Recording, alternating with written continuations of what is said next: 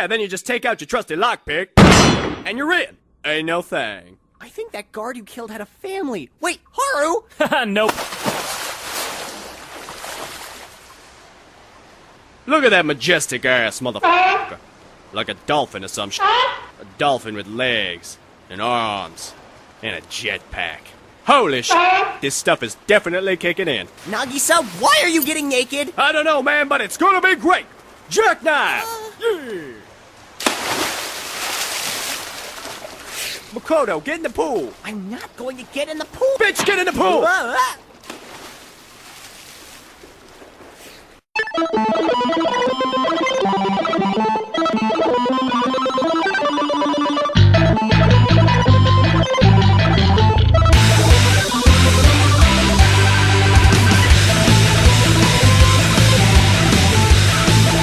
Hello and welcome to another episode of the Rolling 20s. We are the show that thought the movie Into the Storm as X-Men would be about a very different thing.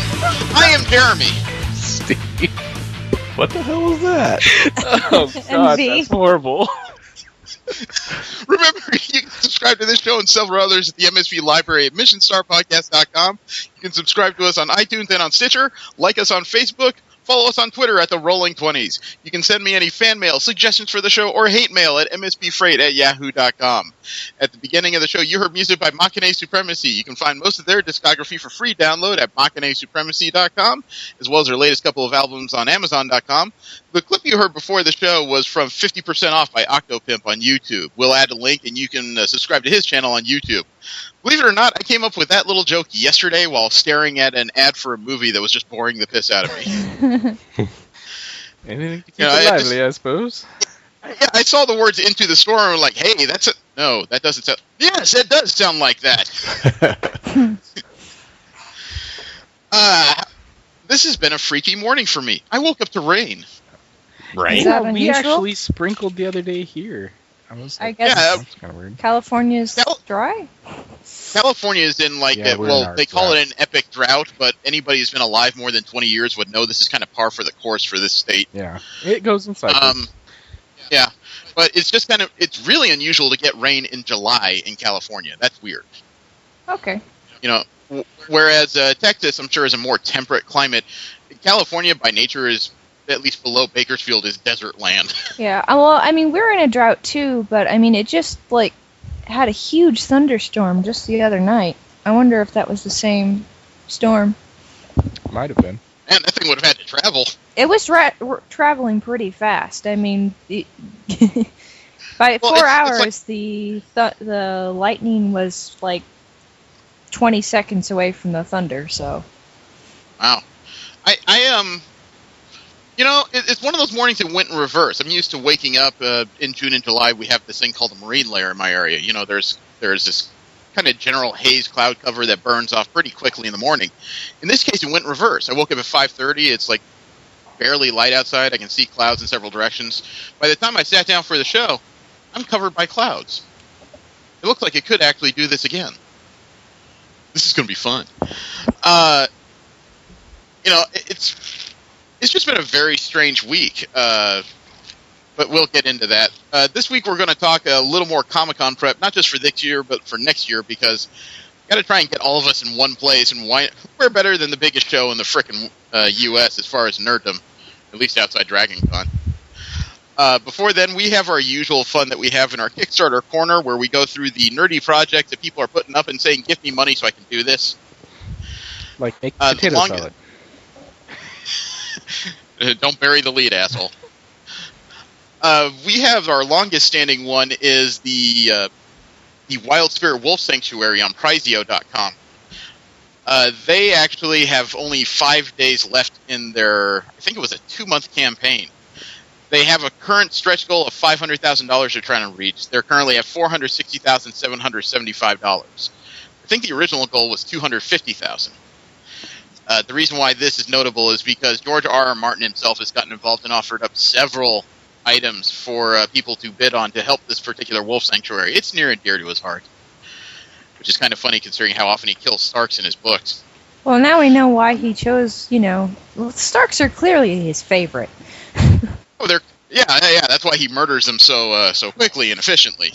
I actually agree with that, because there is a sentiment on many writing websites that say kill your babies, kill your favorites. Well, some of the stuff he's extended is for $300 at Warg level, you get a signed Game of Thrones board game. At Stag level, you can get a never-used dust jacket with art by Stephen Yule and signed by George R. R. Martin. You can no longer be a Cal or Lion, both of those are bought out. You can be a Khaleesi at $4,000. You'll get George R. R. Martin's red signed suspenders.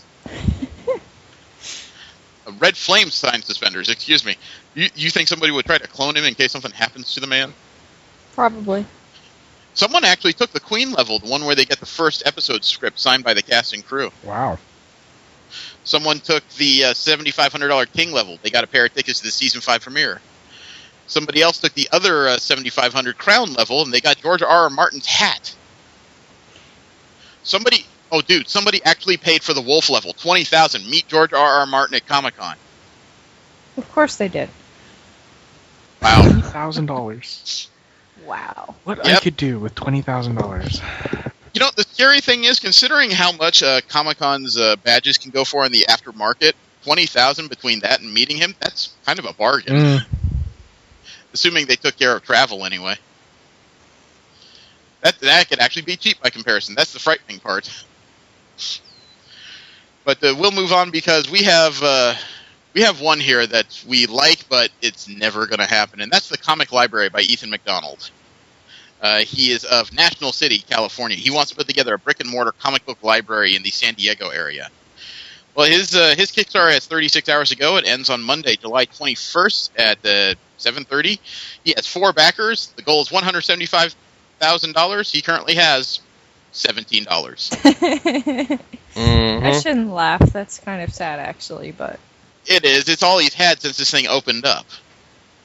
I really think people ought to, before they do a Kickstarter, do some sort of feeler, or at least that kind of Kickstarter should do some sort of feeler to see what the interest is in it first. You would think so, Yeah. but the problem is the most apt way we have to research things is the internet. And the internet is a double-edged sword, because we're more likely to find people that agree with our ideas and our outlook, no matter how fringe and sliver it may be. That's true. So he could have had 30 friends who all propped him up and said, I give money to that, and then all of a sudden they all vanished. Well, at least in the case of a Kickstarter, I don't believe you have to put up any of your own money to start it. No, you don't. So. But there's definitely some that seem like the only people bidding on it are the people that started them. Yeah. We actually have one more that's getting ready to end here. Bowers Game Corner presents Gen Con Video Bonanza. This is by Baca Forest Games of Fort Wayne, Indiana. They want to put together a video, I guess you could say a montage video from this year's Gen Con. They have 12 hours to go. This one ends later today on Sunday, July 20th. It has 46 backers. The goal to do this was $400. Well, they have $928. Excellent. And if they can manage to get another $22 in the next 12 hours, they'll get a new camera and tripod to do this. I think it's a pretty realistic amount, though. It's a very realistic amount. I just have a few questions in regards to what kind of equipment they have already and what they're planning to upgrade to. You know, I mean, the difference between this stretch goal and the other is only $250, so that implies that $250 is going to a camera and tripod. So what kind of equipment do they have already? That's my question. Well, I'm probably overthinking it. We have one here that's been a constant source of hilarity. We have the video game story that can beat out any other by Michael Christian Gale of Oshawa, Canada. We have some young man who has a serious grudge against EB Games and GameStop, and he wants to create a franchise of video game stores just for the sole purpose of putting GameStop out of business. And maybe to make some money as well. I'm not entirely sure. This one has 13 days to go. It ends on Saturday, August 2nd. It currently has 1 backer. The goal is $50,000 Canadian. It currently has $410 Canadian. Wow, it has more than 0. The thing is, it's had 410 for quite a few. It's Does it have 1 backer? Just 1 backer, yeah. It's this guy is definitely bitter. I was looking through his profile. It turns out this is the second Kickstarter he's made for this exact purpose. I bet his other The first Kickstarter didn't do as well. Oh God, no! I looked it up. It was canceled by the creator on May 31st. It had a goal of $150,000. It had 3 backers, and it had $32 Canadian. That's So awesome. literally nothing is happening here. And for 2 Kickstarters in a row with this pathetic goal. You'd think he'd learn. Well, I mean, I don't even understand. Okay, you're getting money to do what now? He wants to start a video game store and eventually turn to a franchise of video game stores. His end goal is to put GameStop out of business. Uh-huh. Mm-hmm. No one ever wants to give money to someone that clearly just has a vendetta. Well, somebody did, $410 Canadian, but for all I know, he donated that to himself. I looked in the comments. He says he thanked somebody for their donation. However, I have serious doubt that it's his particular donation. This whole thing is just sad. Yeah. We have another one here that has similar problems, but is nowhere near as pathetic. We have the Virtual Reality and PC Gaming Cafe by Nick Lee of Boston, Massachusetts. He wants to put together a gaming center for virtual games in the Boston area. Well, he currently has 24 days to go. It ends on August 13th. It has 14 backers. The goal is $25,000. He currently has $285. He doesn't have as much money as the last pathetic project, but he at least has more people that actually donated money to it. It's still not a terrible idea. We're just running into an era where gaming centers may not be a viable business model anymore. Yeah, well, unless they're oriented literally towards children. That's true. I mean, it was much easier even just a few years ago, but the home networks have gotten, I don't want to say about sophisticated, but the standard levels have come up to such a point that just about anybody could host a small LAN party these days. Mm-hmm. So the virtual reality bent is probably helpful, but the problem is that he's introducing this about a year before the Oculus Rift goes wide, and then that's another form of gaming that anybody can do from home if they spend the capital on it. Right. So, the second one, I have much more respect for Nick Lee for actually trying to create a video game center instead of help me kill a franchise. Yeah. Oh, on the positive side, we have Erin, the world's smallest wireless earbuds. Erin of Malmo, Sweden, has put out a pair of earbuds that are completely wireless. They come in a bullet charger. You could stick the case for these things on a key ring. That's how small this whole package is. You can charge it by USB. This one has 3 days to go. It actually ends this Wednesday, July 23rd. It has 7,884 backers. The goal to get this started is £179,000 England, UK. Well, they're going to have to figure out what to do with £916,701 UK. Nice. This is another one of those products that they've got a lot of people that believe they can do it. I don't know that they've ever put out a product before. This is actually their first Kickstarter, too. But the early bird specials, they had 500 of them at £79 to get, is a cheap, not cheap, to pay early and get a lower price on the earrings. They're all gone. Same thing for the 99-pound level. They had 2,000 where you could get a pair of earring below retail, and they're all gone. It's unbelievable. These guys are just...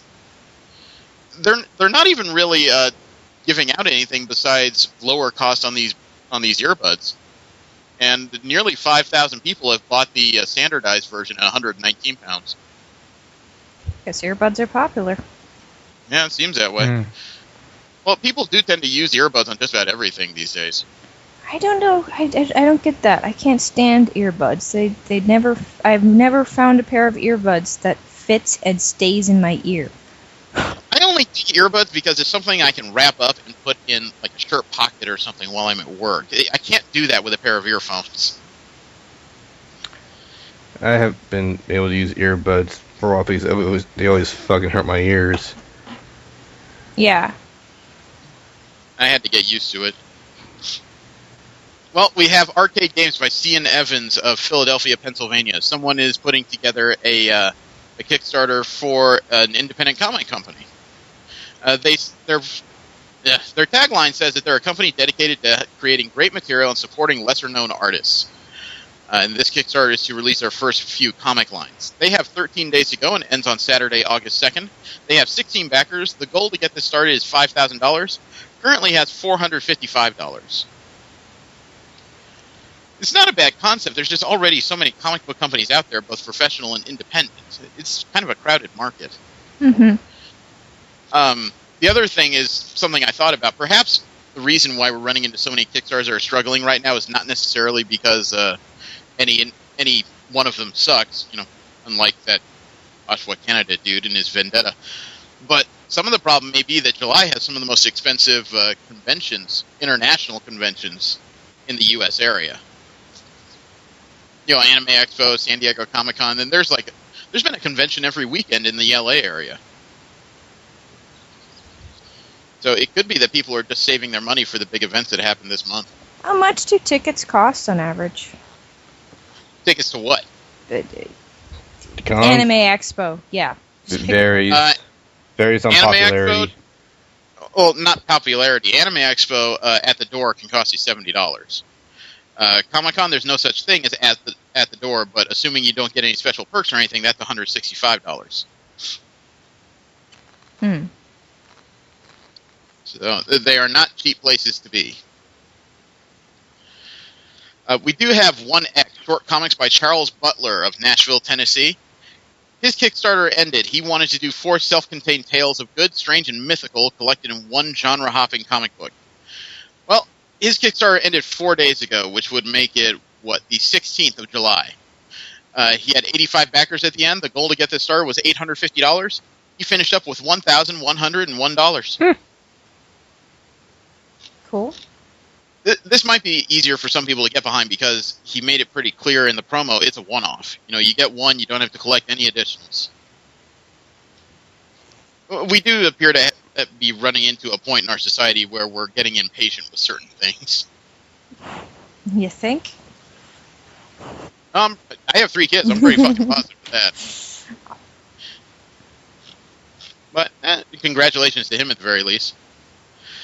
And then we have the Kickstarter that's pervaded the internet, Potato Salad by Zach Danger Brown of Columbus, Ohio. Do you think his middle name really is Danger? This Kickstarter is all about making potato salad. If you hadn't heard, that's all it is. It has 12 days to go and ends on Saturday, August 2nd. Has 6,277 backers. The goal to make potato salad is $10. Well, unfortunately for him, he has to figure out what to do with $61,144. Dude, the internet loves what they think is irony. Oh, he's made it pretty clear that this was just a joke. I think he saw the Robotech Kickstarter and just decided if any old idiots couldn't do anything to get money, maybe I should try something stupid. And I think he really intended to just get about $15, and now he has to figure out what to do with the rest of this. Let alone he has those backer rewards, which include allowing people to stand in his kitchen while he makes potato salad. His kitchen's going to be fucking crowded. That, or he's going to have to make potato salad a few times. Yep. I don't know. I think he's up to the challenge, though. It sounds like he's an experienced potato salad maker, so, Oh, he would have to be, because some of his stretch goals at $35 says he'll make 4 times as much potato salad. At $75, it's a pizza party with potato salad. At $100, he'll try 2 different potato salad recipes. Oh, my. And after that, he had to add more stretch goals. Like, at $300, he's going to call a chef to get a better recipe. At $1,000, he agreed to do a live stream of potato salad baking. With the better recipe. I actually like his stretch goal at $1,200. I'll pay someone to film a thank you video for all my backers. And at $3,000, well, he's not doing this in his kitchen. At $3,000, the stretch goal is, my kitchen is too small. I will rent out a party hall and invite the whole internet to the potato salad party. Only $10 and above will be allowed in the kitchen. The internet loves potato salad. Let's show them that potato salad loves the internet. Wow. I like his risks and challenges section of his Kickstarter. It says, it might not be that good. It's my first potato salad. Oh, so he's not an experienced potato salad maker. All right. Nope. I love this. This guy's made money hand over fist. Even he's got to be sitting there going, "What the fuck do I do with this?" I want to do something like that. I would be worried about what can I legally do with this since I got it to make potato salad. Do I have to use the money to make potato salad? That's a lot of potato salad. Two, that would how almost much be worthwhile taxes do I owe on this? That would almost be worthwhile to suggest to Anthony. You know, based on this potato salad thing, maybe we should do Rolling 20s tacos. Well, speaking of his inspiration, we have the Robotech Academy Kickstarter by Harmony Gold Productions of Los Angeles, California. Harmony Gold are the ones that own the rights to the domestic releases of Robotech, and they've asked for a Kickstarter to fund a new series called Robotech Academy. It's supposed to take place after the Sentinel saga. Well, it has 19 days to go and ends on Friday, August 8th. Has 2,011 backers. The goal to get this started is $500,000. They're actually on pace. They currently have $163,149. I'm not quite sure what else to say beyond that. I know we discussed last week. I'm a little disappointed that a lot of the rewards that say you get a copy of it says that you get a copy of the pilot. You know, frankly, at $70, I wouldn't want a copy of the pilot. At $70, I would like to guarantee that I'm going to get the series when it's released. Of course, that's just me. Yeah. I understand that. Well, there's the fact that Harmony Gold has its many detractors, and they were not helped by the crying, whiny little bitches that are, currently crying and whining about, the Robotech RPG Tactics being late and so forth. So, yeah. Well, and I mean that that's sincerely. party, I am though, calling isn't it? crying, whiny bitches. So, there it is. Well, the Robotech Tactics game, that was a third-party company, wasn't it? Yeah, it's Palladium, but honestly, I think that's part of the problem of why it was so delayed is the fact that it's not just Palladium's baby. They had to send everything to Harmony Gold to get their approval of it before they could do any anything on it as far as and then they're also Palladium was teamed up with Ninja Division, which is the actual miniature, the people having experience making miniatures and so forth, but. I will not lie. I thought after all these years of silence, I thought Harmony Gold was out of business. Yeah, I thought so too. I never heard of them. Well, I don't think. Yeah, they were new when we were kids, literally. Oh, okay. They pretty much scored getting the Robotech license and have fought tooth and nail in order to keep it, as well as been shot down quite a bit because they keep trying to. Say that they have the Macross license as well, and Japan's not having anything to do with that. Yeah, the people that created the original series of Robotech is more or less based off of really want nothing to do with Harmony Gold, but Harmony Gold claims a lot of the time that they have this special in with the companies. Yeah. And meanwhile, the Japanese companies are all saying basically the same thing. We don't fucking know you. Well, I think lately it's been, we owe you nothing. Yeah. I have a new one here. It's an Indiegogo, and it's something I came across a few days ago. It's called Jibo. Have you guys seen this? No. It is an interesting little... Think of it as a personal assistant robot. It doesn't roll around. It's on a 3-actuator motor. It sits on a desk. I have seen this. Yeah, it's it's almost like an interactive personal organizer. It can actually tell stories to kids. It can recognize the faces of its users and give different settings for each one as like preferred messages. It can take phone calls for you if necessary. It has supposedly a whole bunch of different functions. Well, this thing was just introduced on July 16th. Its Indiegogo closes on August 15th. It already has 1,743 funders. The goal is $100,000. Well, sucks to be them because they have $819,692. Yeah, the first time I saw this was on a ad on YouTube. I watched the video. It's actually rather impressive if it can get past the if it can actually do half the things it says it can do. It will actually recognize when people are smiling at it and take photos for you. That's cool. And it has interesting little voices. There was one video where supposedly was retelling the story of the 3 little pigs to a girl. Aww. And it was prompting her to assist it in the storytelling. It appears to be a rather intelligent device. We'll have to see if the reality holds up, though. Believe it or not, they had a special where for, what was it? I think it was an early bird for I want to say $199. You could get one of the Jibos. And they sold out in a day. Yeah, it doesn't surprise me. It does surprise me to a certain degree, because this thing isn't exactly a cell phone. It has a retail, it looks like, of about $500, but people are snapping it up like crazy. You know, what can you say? I have something here that's twice as ridiculous, and you'll understand when we get through it. We have the coolest cooler, 21st century cooler that's actually a cooler.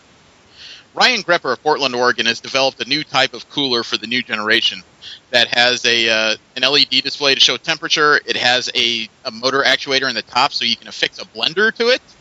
Has a USB charger, an LED lid light, extra wide rolling easy tires. It's basically made for the laziest among us. Or those that really want to host a part. Could you imagine this thing at Anime Expos? There are going to be so many drunk a-holes. Oh, man. Just any party, rave, or otherwise. Yep. Here's the thing, though. This has 40 days to go. This actually doesn't end until Friday, August 29th. It has 32,769 backers. Wow. The goal to make this thing is $50,000. He has $6,413,172. Nice. That's more than just partygoers, man. Those are like some rich people that want to, travel with their Who's party. thinking about rich? Some of this is probably like, freaking frat houses and professional lushes. Let me help you understand this. I'm looking through the donation, or the backer rewards, right? Let's see. At $185, that's how you get one of the coolers with the blender, and he'll ship it internationally for $185. The early bird was $165, all gone. 20 backers at that, all gone. That's all he expected. 165 early bird, an additional 50, all gone. 195, or 185, there's 4,095 people that backed it. At $1,750, he will send you 10 of these things. Like you're going to host some kind of wild outdoor party. 119 people went for the 10 cooler package. Wow. Well, I mean, you just, all you have to do is just say, you tell all your friends, they're like, hey, dude, there's this, and everybody just pools their money, boom, there you go, and you got 10 families with 10. That's not the only thing he's got here. He had 8 packages at $2,000. Well, he will personally fly out to your home and be a bartender for you. Hold on. Nice. Well, is he a professional bartender? Because this other guy wasn't a professional potato salad maker, so, gotta be careful about this shit. This individual. Nobody said anything about bartending a license. He just said he'd be their bartender. Well, like I said, you got to be careful about this kind of stuff, especially when you're mixing alcohol. Technically, when you're mixing alcohol, there's not much careful you're doing. I've tasted some really nasty mixed Yeah. I'll drink pretty strong mixed drinks, but yeah. Hey, he made it. He's made a lot of money doing it. True enough. I've got one here that's going to matter to all of you, and me, I just find it kind of funny. It's called One Fast Cat. Sean Farley of Camarillo, California, has built a cat treadmill. I saw that! I've seen Oh my that. god, it's so awesome! It's essentially a giant wheel on casters. Well, this has 18 days to go. It ends on August 7th. It has 421 backers. That's it? Okay, let me explain this. It has 421 backers. The goal to get this started is $10,000. Like I said, 421 backers who have come up with $87,516. The base retail on this appears to be about $175 or $200 for this cat treadmill, and people look like they're going insane. And it comes in different colors. It can be pink, blue, or green. I want to see a video of a cat actually using it. There's a YouTube. There is. I have one. Okay. There's a YouTube. Here, you can take a look directly at the Kickstarter here. It's kind of hilarious to look at because the cat doesn't look like he's trying to exercise so much as he's just kind of yelling himself, I'm going to make it up the wall. I'm going to make it up the wall. I'm going to make it up the wall. Fuck. Okay, I'm going to make it up the wall. I'm going to make it up the wall. I'm going to make fuck.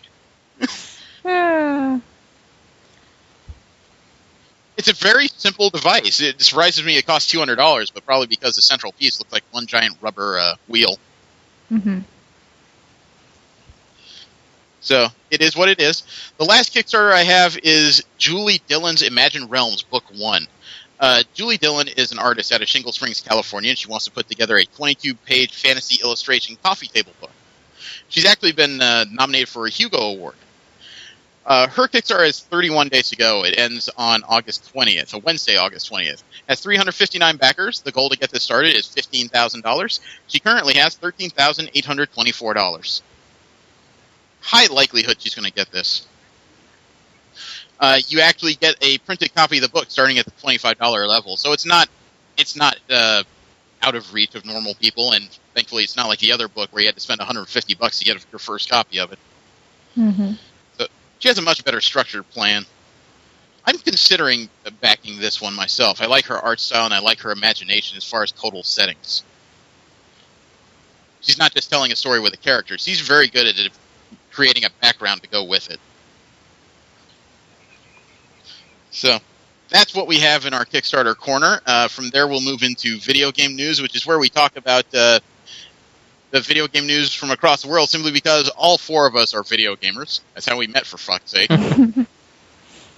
Now, Oculus Rift, it's no secret, is currently one of the leaders in the VR market. Sony is trying to knock on their back door with Project Morpheus, but it's arguable how well it's going to go. Well, Oculus has recently canceled some pre-orders. It's not quite for the reason you think. They don't have a problem necessarily with the product.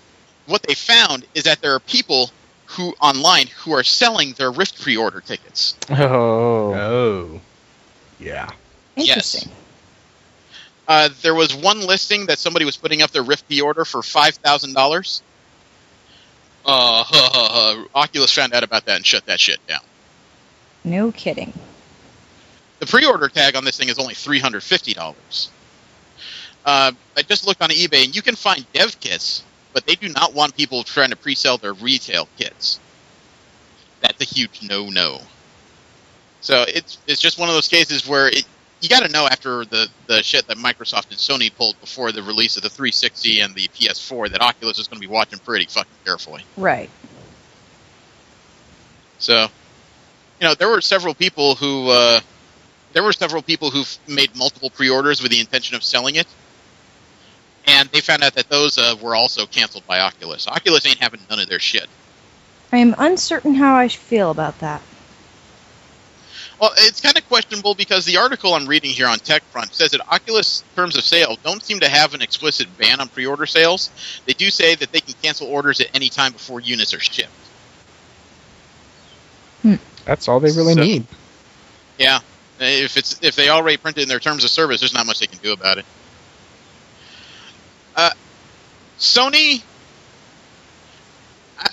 kind of fucked something up here, and it's pretty simple. Do you know what happens to domain names when they're not renewed? Lapse? Yeah, they just sort of become. They go up for bid, right? Yeah.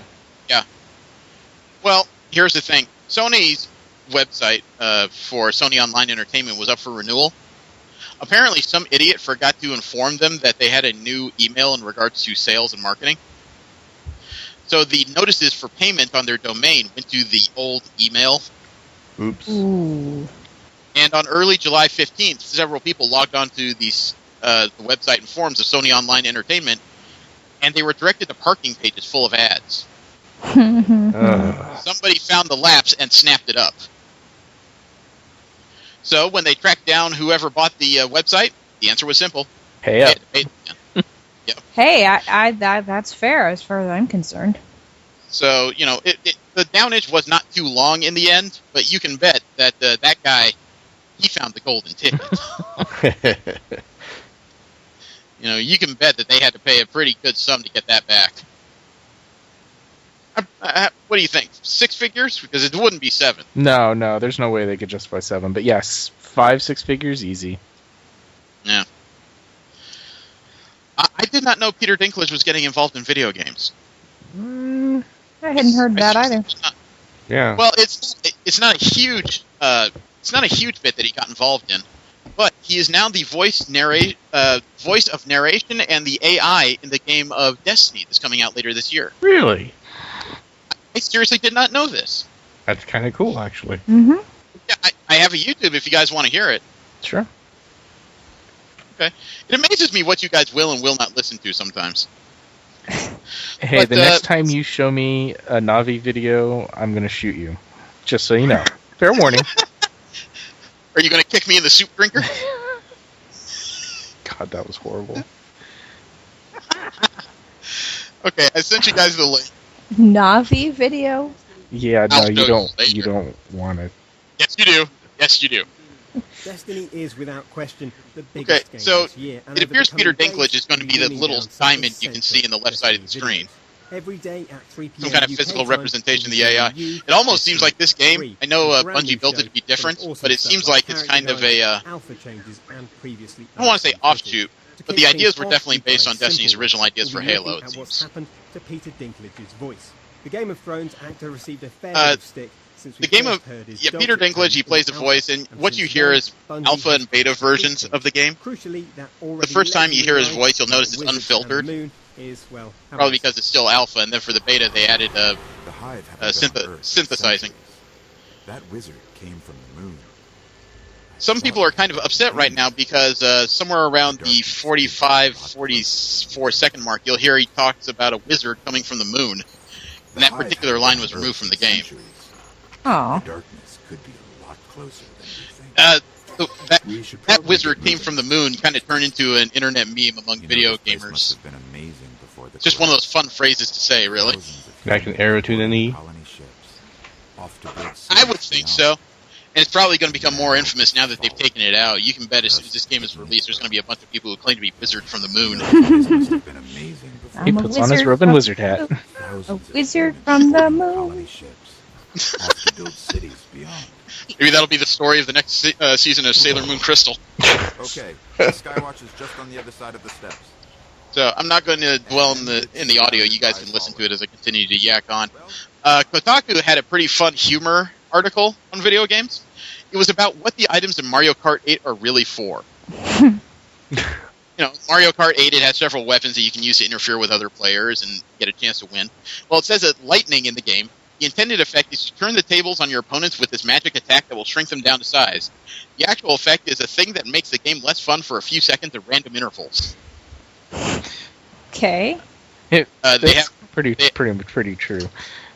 I've never have liked the blooper. lightning. Yeah, they have the blooper. The intended effect is to blind the opposition with screen obscuring squirts of black ink. The actual effect, nobody cares. Literally no effect on the race at all. Creepy squid eyes, and damn it, I wanted a red shell. The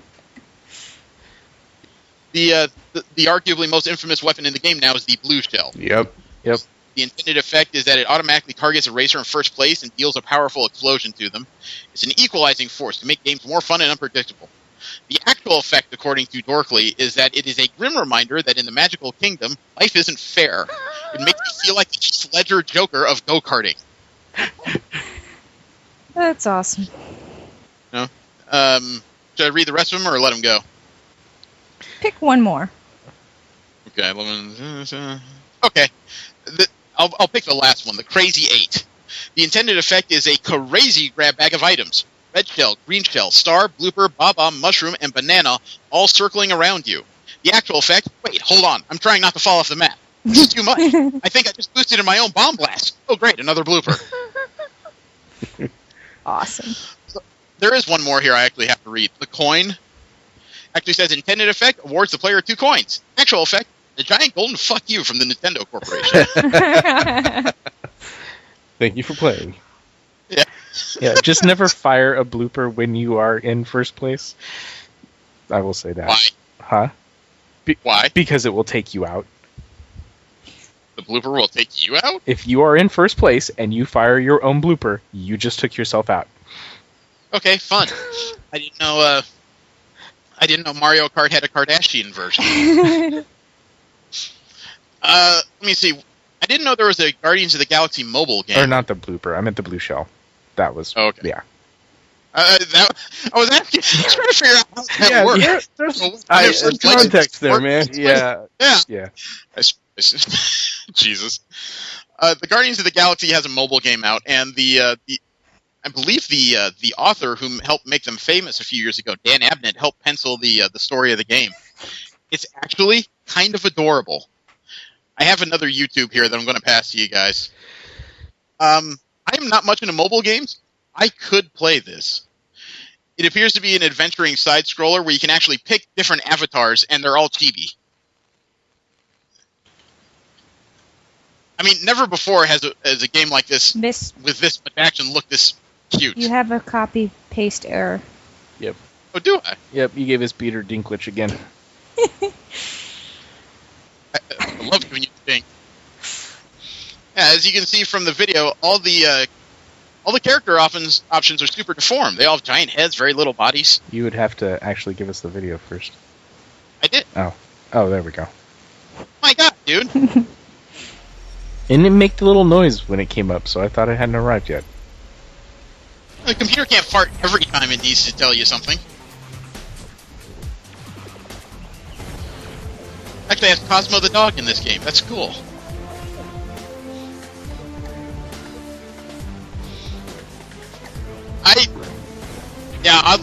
This almost looked like something I could play, frankly. Much as I dislike games on my cell phone, I could actually do something with this.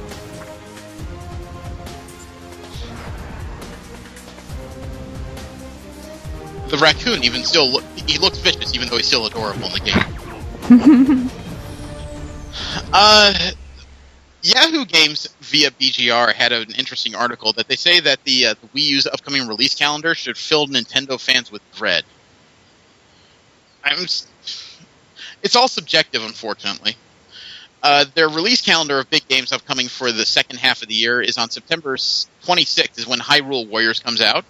Skylanders Team Trap comes out on October 5th. Bayonetta 2 and Just Dance are coming out in the same month. And then, as far as concrete release dates go, that's all there is. Super Smash Bros. Is still listed as releasing in winter 2014, but oddly enough, they still haven't given us a date. And sometime during the holiday season, Captain Toad Treasure Tracker is coming out during the holiday season at some point. Those are supposedly all the big releases coming. According to the author, who is, Brad Reed, he doesn't think it's going to stand up to the other consoles. The PS4 and Xbox One in the coming months getting Diablo 3 Ultimate Evil Edition, Madden NFL 15, Destiny, FIFA 15, Dragon Age Inquisition, Middle-earth Shadow of Mordor, Alien Isolation, The Evil Within, Assassin's Creed Unity, Call of Duty Advanced Warfare, and Far Cry 4. And that's not counting the actual exclusives both systems are getting. He actually did mention that Microsoft is getting a return of this weird little franchise called Halo. Oh, there's a moneymaker. Yeah. So it does seem like Nintendo's got a serious problems when it comes to games right now. It looks like the third parties are starting to not care. Hopefully they can turn that around. Do you remember about 6 weeks ago when I mentioned that there is this mysterious new character in Dragon Ball Xenoverse? Yeah. This guy has spiky red hair. Well, Screw Attack has found out that this character, whoever he is, can actually go Super Saiyan. I guess the question I have is, fucking duh? I'm sorry, there isn't a character in that series that doesn't have some kind of higher form, and he had one of those Saiyan scouters, and he had spiked hair just like everybody else. What makes you think he wouldn't turn to a blonde? They still haven't identified who this character is, at least Namco Bandai, holy shit. Bandai Namco has not said who this character is. At this point, I'm not sure Dragon Ball fans care. They just want to lay hands on this.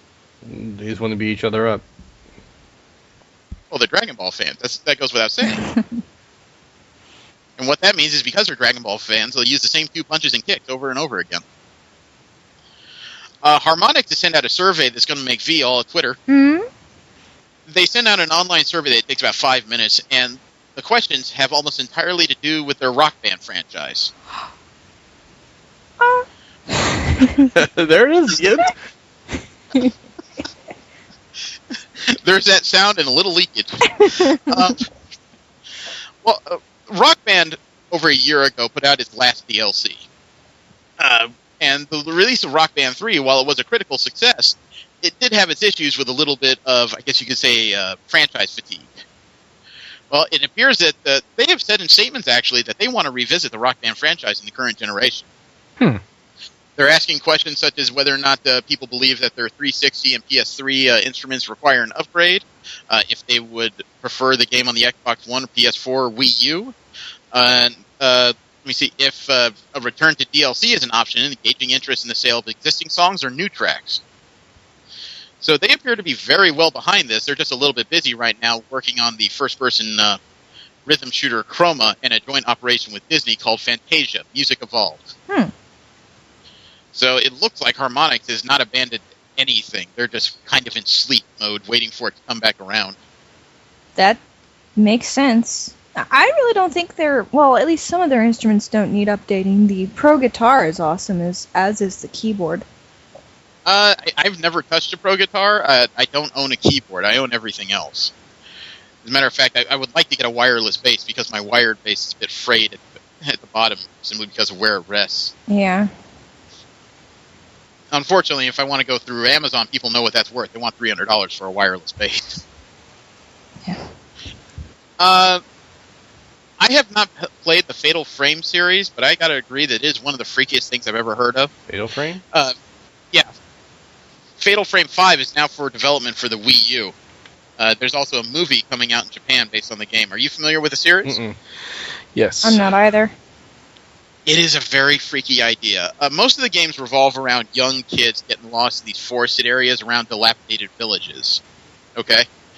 And these villages have had some horrible things happen to them and are very much haunted. Most of the times, you cannot see the ghosts in the area. They will affect you without being able to be seen. The only way you can lay eyes on them is with this old camera that most of these characters seem to find. So throughout the game, you can snap photos of these things and get bonuses of some sort, but the only way you can see these things is through the lens of this... God, it looked like a 1940s, 1950s camera. Almost reminds me of Beyond Good and Evil. Oh, it is freaky as hell to watch people play it. There was one guy I saw playing, and he freaked out because he ran out of... you can dispel some ghosts with a flash from this camera. And he ran out of film in the game, so he started running. I told him to run across the river. He's like, what the fuck good will that do? Ghosts can't cross water. What fucked up bullshit is that? It's Japanese bullshit. Just fucking do it. And he ran across this stream, and he turned around, and it's like the foreboding music stopped, and he looked through the camera. Where'd they go? I fucking told you. That's fucking stupid. I know it's fucking stupid. Thank you. You're welcome.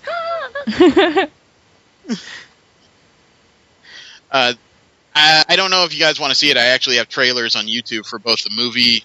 The movie one is not that freaky. It's just kind of weird. The game one, though, gets really twisted in the last 30 seconds. Although I'm not sure I want to subject that to you because it is a 2.5-minute trailer.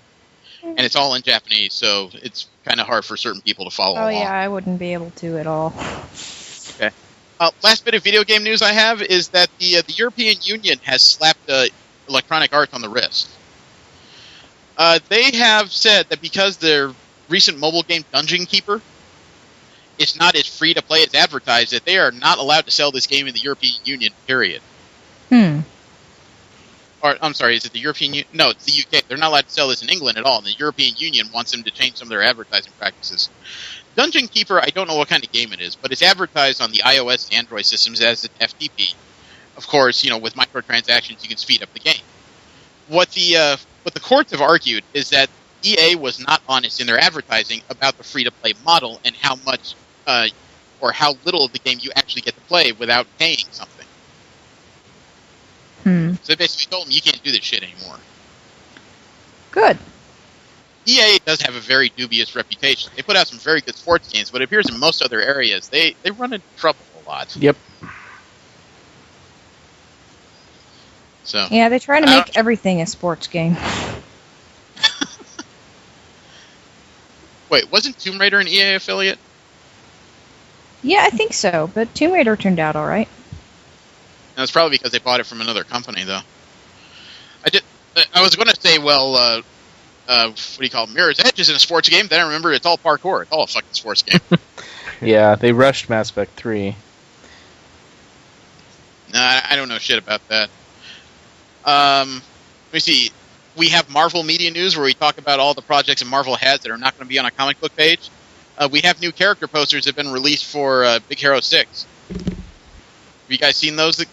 I haven't seen the posters, but I've seen the full-fledged trailer they put out. Yeah, that's not a secret. That came out late last week. Just turned out we were a little late on that. The posters are interesting, and I guess if I have one problem with the whole thing, is just I forgot this whole thing happens in the fictional city of San Francisco. So I was a little bit perturbed by how many round eyes I saw in the character posters. You know what I mean? I was really expecting something a little more Japanese as far as character models, but there's a lot of blonde-haired, green-eyed people in them. And the fact that Wasabi no Ginger has been changed to Wasabi, this black guy played by Damon Wayans Jr., really threw me a bit. That's not anything I've read from Big Hero 6, but I've been dubious on Pixar projects in the past, and they have proven me wrong. I didn't think a video about a rat that cooked food could be interesting, but it was. I haven't seen that one yet. Every Pixar film I've seen, I've liked. Yeah, they have this funny way of turning bad concepts into charming movies. Guardians of the Galaxy, that is way, way close. It's only 2 weeks before this movie comes out. Ooh, I didn't know it was that close. Looking forward to it.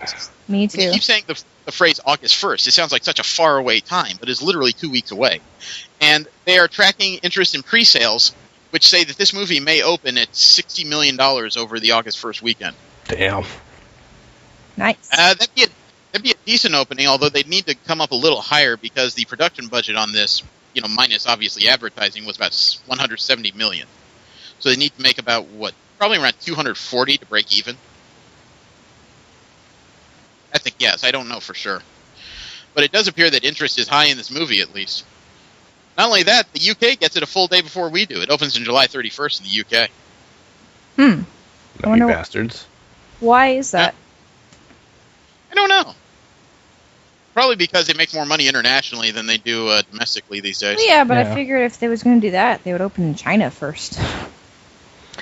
Well, UK is huge on American movies, especially if they're kind of bad. But this one won't be. No, probably not. It looks like they have all the ingredients to make it work, plus they have the fact that Nathan Fillion has some kind of small role in it. Oh. Cameo, I believe. Yeah, there's that leakage again. I gave you guys a link for the first full trailer to Big Hero 6, who actually has a booth at upcoming Comic-Con. Oh, nice. They have their own booth of some sort. This movie is actually being released in standard theaters and in 3D on November 7th. It is just... Disney is putting out anything and everything they think will make money out of Marvel. I can't say they've been wrong.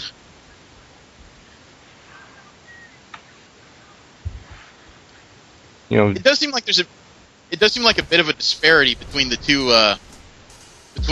what do you call it, the two types of citizens in this city. I mean, you got that cop who just doesn't believe in all this city with all this Japanese shit everywhere that there could be a psycho with a kabuki mask. Does that seem a little odd? Microbots, Baymax, tell them. Yes, officer. Microbots. Yeah, he was controlling them telepathically with a neurocranial transmitter.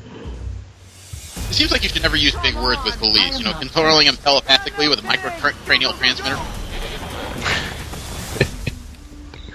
So Mr. Kabuki was using ESP to attack you and Balloon Man.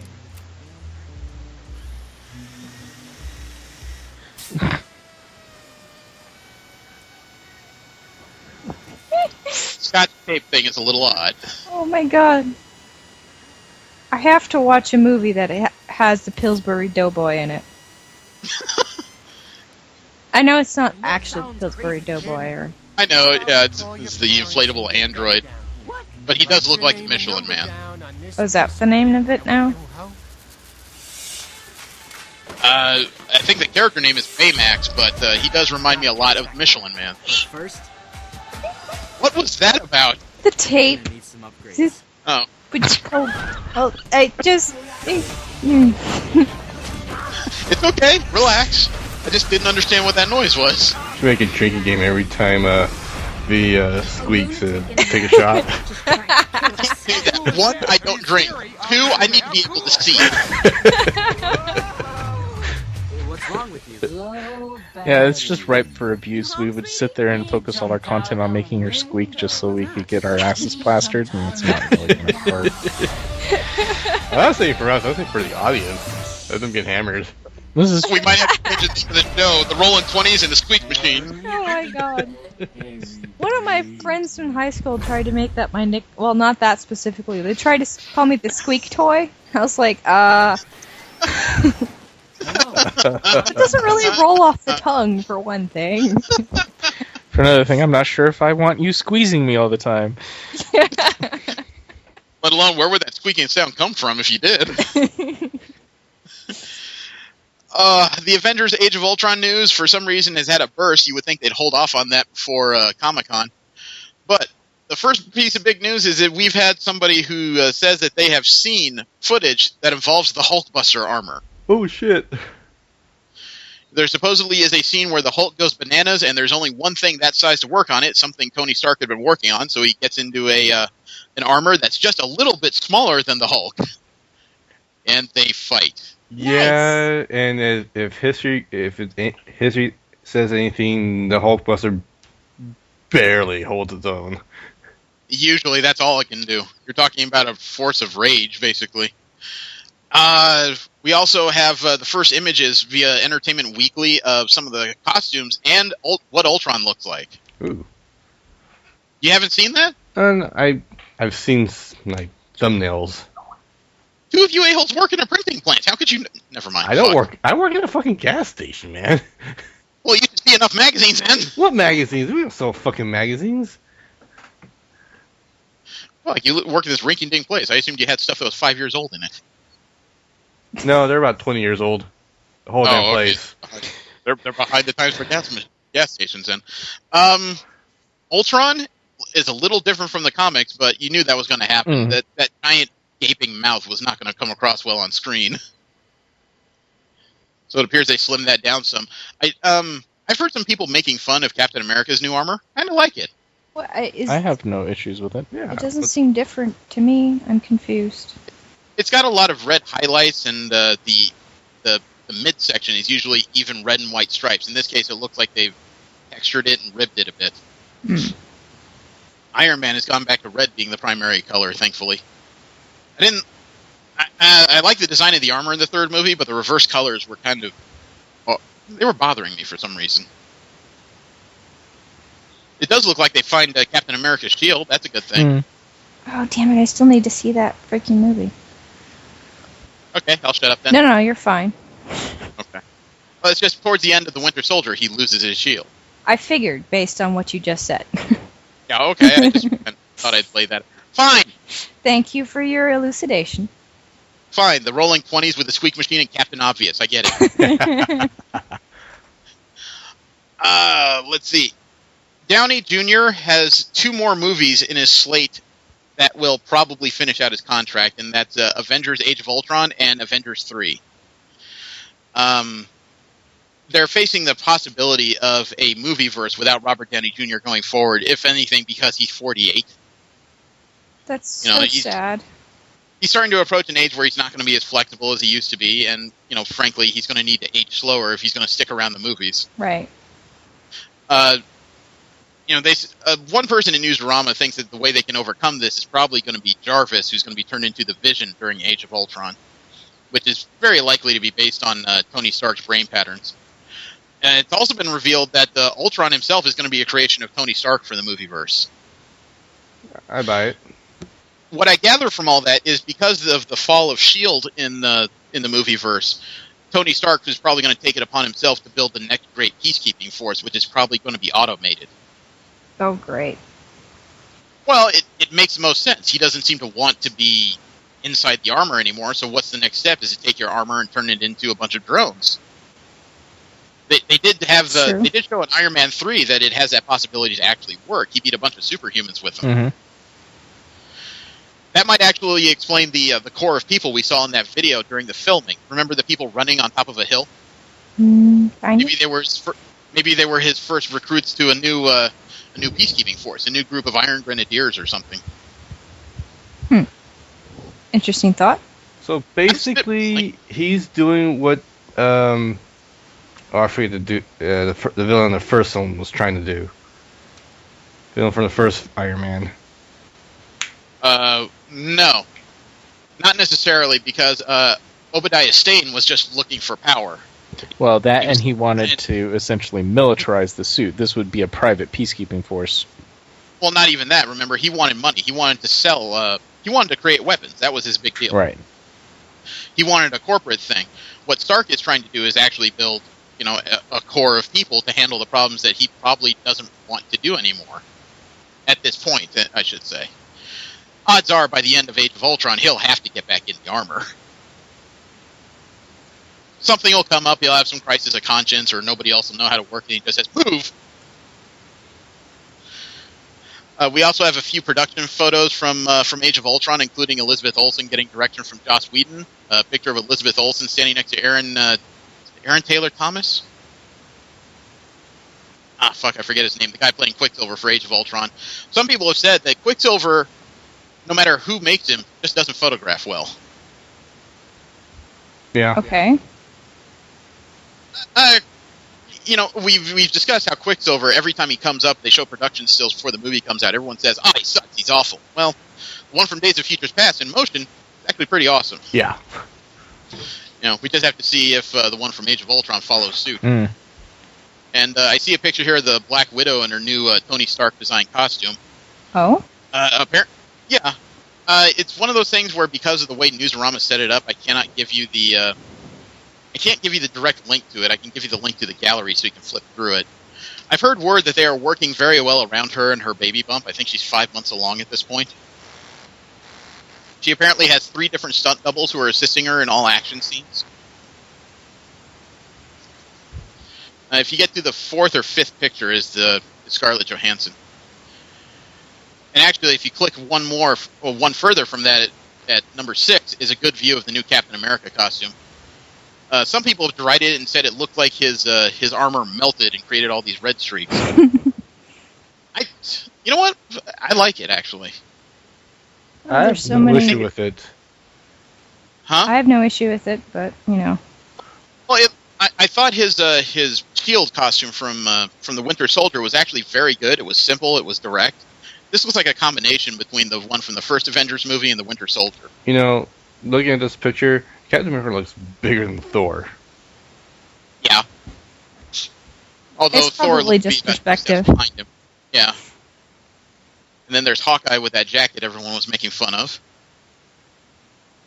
And it looked like there's a picture where somebody accidentally cracked up during filming. I don't know if he's supposed to be doing that, but Chris Evans looked like he's about to just pee himself laughing. And Robert Downey Jr. looked like somebody stepped on his line. And Captain America looked like he has at least wider shoulders than Thor. Yeah. Actually, now that I'm looking at this picture, I didn't notice Don Cheadle in the background before. Might have War Machine. There is that possibility. Who's the girl in the black dress? Is that Elizabeth Olsen? That's the Scarlet Witch. Okay.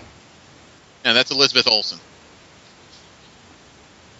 She technically made her debut with Aaron Taylor Johnson at the end of The Winter Soldier. We also have new Guardians of the Galaxy promo posters that have Yondu the Archer, Roman Day, Nova Prime, and Nebula. They're the same kind of artistic bends that we've seen before, and it does promise these particular characters. I still wish... I like the idea of the inclusion of the Nova Corps. I just wish it was a little more... It didn't look as much like a SWAT team. I guess that's the best way I could put that. Mm. Actually, they look kind of like a reject from a Judge Dredd movie.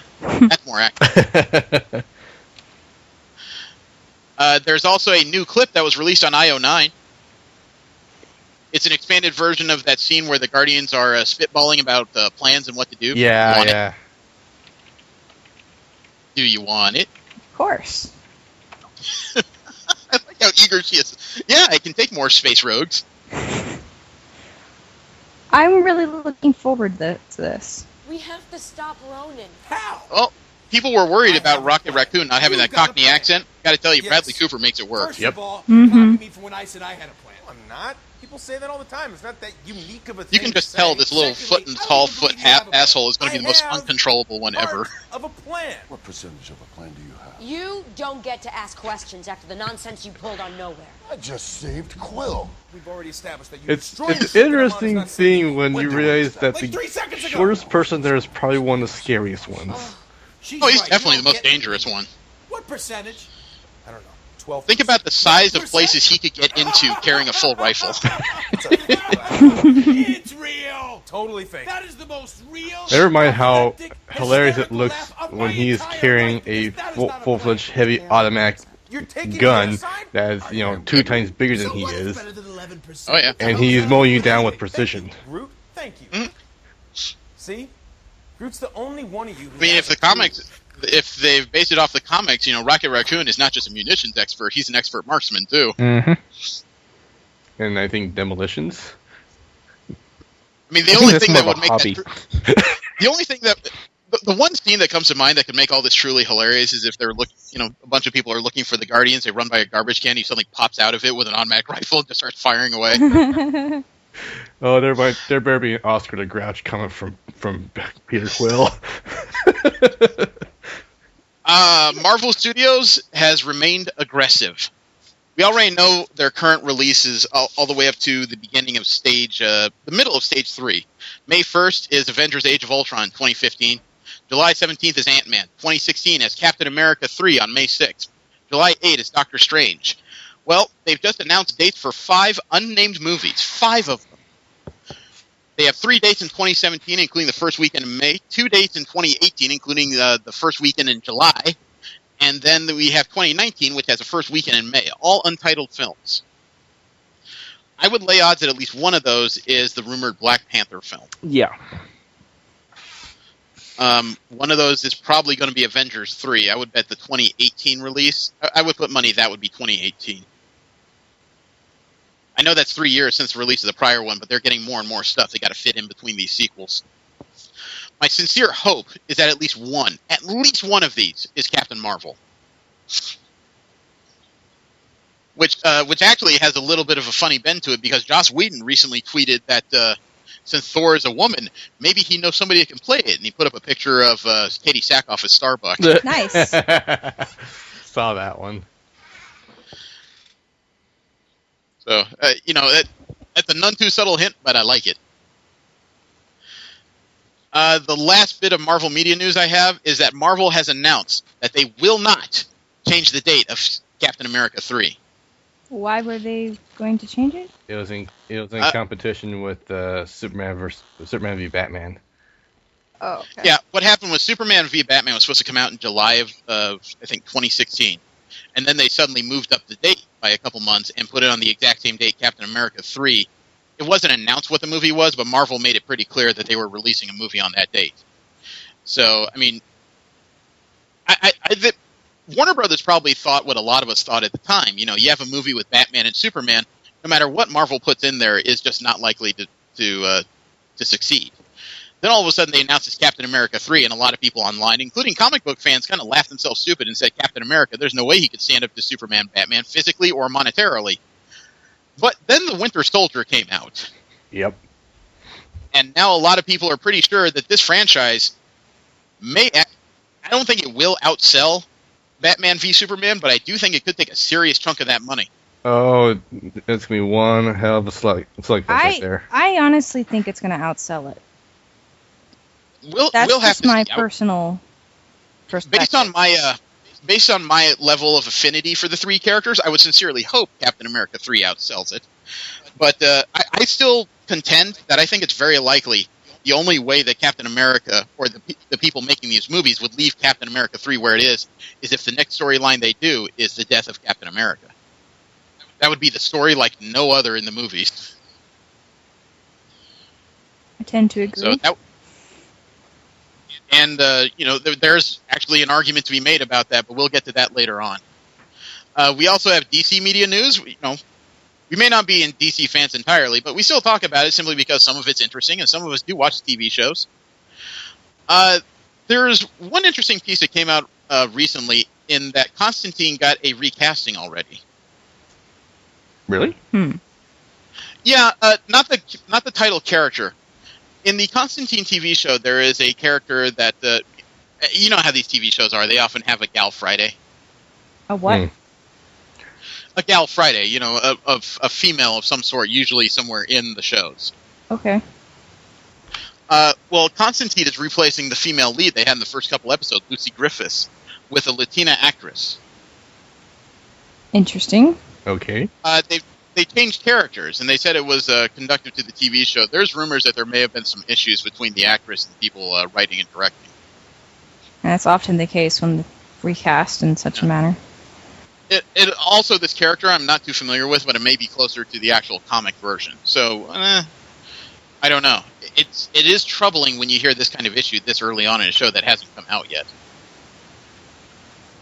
But there is some interesting news in that Wentworth Miller from the Prison Break TV show from a few years ago, he has just signed on to be a member of the cast of The Flash. It doesn't look like he may be a recurring character, but he's not going to be a constant because he is playing a character named Leonard Snart. Why does that name sound familiar? I had to look it up because I wasn't too familiar. It sounded like something I should know. Turns out Leonard Snart is the AKA of Flash villain Captain Cold. That's why it sounds familiar. Yeah. I never learned his name. I just knew him as the guy in the coat with those ugly glasses. Well, I've read a little bit. I've been, reading up on the Flash, and that's why it didn't sound familiar. But yeah, he's supposed to be the leader of the Rogues, supposedly. In the comics, he does become that. It does lead to some interesting questions, considering we've already confirmed that the Flash pilot is going to have the Weather Wizard, one member of the Rogues. Yeah. So between this and Captain Cold, there's questions as whether or not we'll see Heatwave and the Trickster and all the other Rogues together. Probably need to see at least 4 of them. The Rogues is one of those things that's interesting in comics, but it's not one of those names you say out loud and it just inspires menace. Who are you? We're the Rogues. You a punk band? Jeff Johns has put out a clarification regarding the DC movie and TV universe. Apparently, on TV, quote, you'll see a lot of DC Universe characters on The Flash and Arrow. You won't see Batman or Superman. We're on production on Batman v Superman now, so you'll see characters like the Atom or Firestorm. But no, not Batman or Superman right now on TV, unquote. I really think they're missing an opportunity. They could be, because he further explains, quote, it's a separate universe than film, so that the filmmakers can tell the story that's best for film, while we explore something different in a different corner of the DC universe. We will not be integrating the film and television universes, unquote. That means that Stephen Amell, no matter how well liked he is by fans, can never be Green Arrow on the movie screen. That's kind of stupid, in my opinion. So that means that the actors they've hired for the TV shows, the characters may be involved in the movies, but they'll be completely separate universes. There could be a Green Arrow and Flash in the Justice League, but it won't be the same actors. That's stupid. That's... okay, it is stupid. You're losing out on revenue there. So I think that's the most intelligent thing that Marvel has done is try to integrate their TV and movie into one universe because one leads into the next. It's like in the heyday of professional wrestling when the stuff you saw on TV affected what was coming on the pay-per-views. So that's wow. I didn't think it was that ridiculous. Speaking of the TV universe, it's been confirmed that The Flash and the Arrow are going to have a 2-hour crossover event this year. Cool. According to Andrew Kinsberg, quote, episodes 8 of both shows, Arrow and Flash, are going to be a 2-hour crossover event. Also, in episode 4, Felicity is coming to The Flash, unquote. Ooh. Okay. I just like Felicity. I haven't seen The Flash yet. I don't know much about either series. I've tried 2 episodes of Arrow, and I tapped out. It is not my wheelhouse. Something that is in V's wheelhouse in our general media news, nerdy things that don't fall into the DC and Marvel umbrellas. They've released the first official full-length trailer for Doctor Who Series 8. Nice. You want it? Yes. Oh, my God. You heard that. She threatened me. It is the first full-length trailer that has Peter Capaldi as the new Doctor. It starts out kind of ominously with the TARDIS burning. Life returns. And it sounds like it's narrated by a frickin' Dalek. Yeah. So that implies that things are not starting out quietly for Capaldi's reign. I've made many mistakes. I've heard rumors that Peter Capaldi's version is going to be the most vicious in the recent history of Doctor Who. And that's saying something with Tennant. Well, the story, as I understand it, according to somebody who's high up in the series, was that because they found out that there's the possibility that his home planet of Gallifrey could be brought back, he's finally started forgiving himself for everything he's done in his past. Therefore, he's actually allowed himself to age to a degree, which is why Capaldi is older than the last few Doctors. That doesn't make any sense to me, but... in other words, he's matured a bit. He's grown up a little. Yeah, okay, fair. But at the same time, that also means he's more driven than ever, so he may let even less stand in his way. This is kind of big because Comic-Con is going to have an animated short based on Assassin's Creed Unity debuted, and it's being directed by Rob Zombie. Nice! Okay. It's going to happen during the Assassin's Creed Unity panel on July 25th. That's kind of freaky, actually. The Ubisoft is hosting the Assassin's Creed Unity panel. It's titled, quote, "Heads Will Roll," unquote. I believe it. I saw the trailer. Yeah, it's pretty... Not trailer, I saw the gameplay. Yeah, heads are going to come straight off. Seth Rogen has tweeted some interesting images of the progress boards regarding the Preacher TV series we talked about. The one that I think is coming out on AMC. Mm-hmm. It says... The tweet he showed has a picture that says Act 1, and right next to it, the first song that's going to be played in the series, some people are saying it's very apt. Willie Nelson's Time of the Preacher Man. Yeah, that is quite apt. Yeah. So, that TV series is rolling forward. I'm looking forward to that after what we read. How would you like to see... I'm going to send you guys something, because this blew me away. This is a little bit outside our wheelhouse. On Dorkly, I found a YouTube of a 5.5-minute animated... I don't want to say featurette, but just an animated short. And according to the tagline, it was done by 2 people. 2 Chinese people put together an entire 5.5 minutes of animation. Regardless of whether they use computers or animated cells, that's an impressive piece of work. I know several people who've done that on their own. Oh, I imagine these guys will probably get jobs after this. This short is called Master Jiang and the Six Kingdoms. Almost has a very Avatar feel to it, really.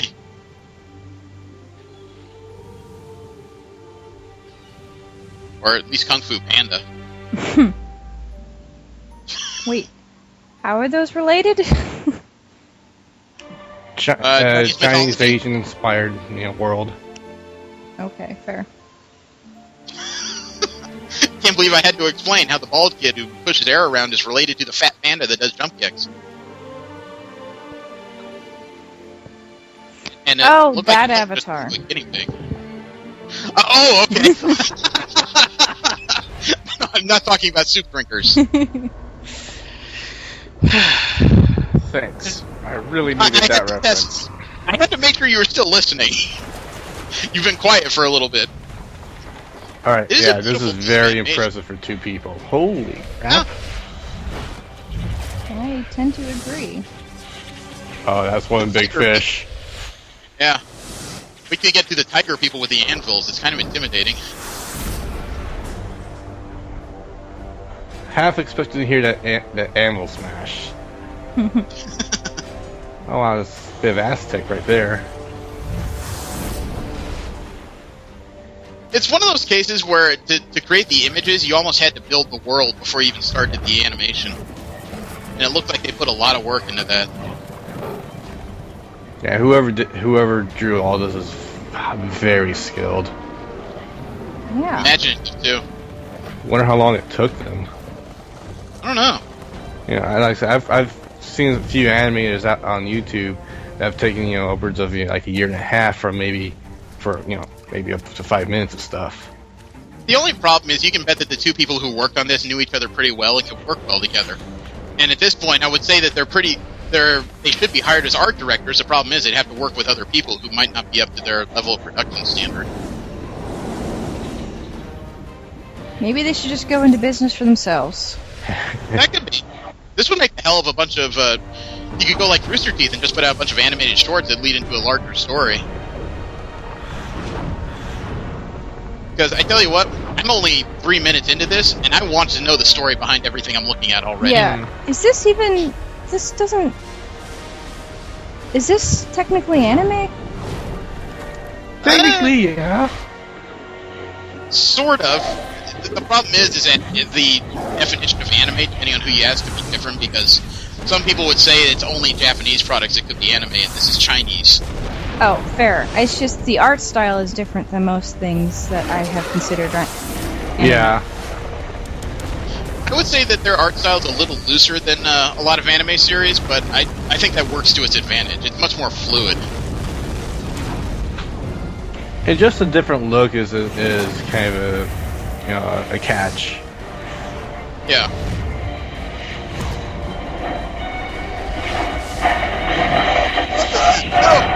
I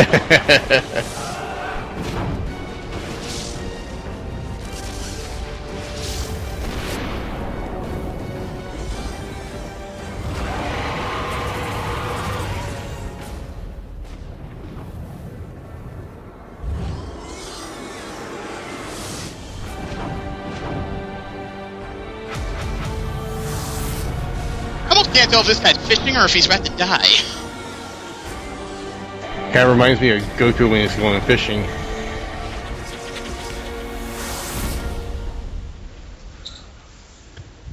It is a very interesting piece of animation.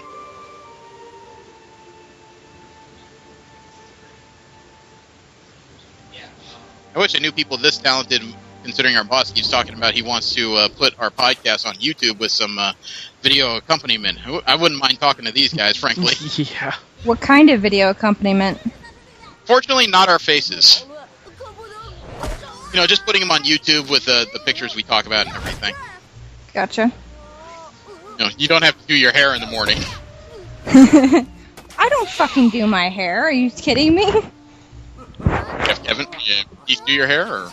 I comb it. That's about as far as I go. Okay. There's a trailer for Daniel Radcliffe's new movie, Dark Side. No, I'm sorry. It's a trailer that shows off Daniel Radcliffe's Dark Side in the new trailer for a movie called Horns. Oh. Yeah, I saw that. Are you familiar? I saw the picture of it, yeah. Yeah. I have not seen the actual trailer yet. Oh, so that was a trailer for a movie. Gotcha. Yeah. You You really didn't know? Well, I wasn't sure. I was like... Well, here it is.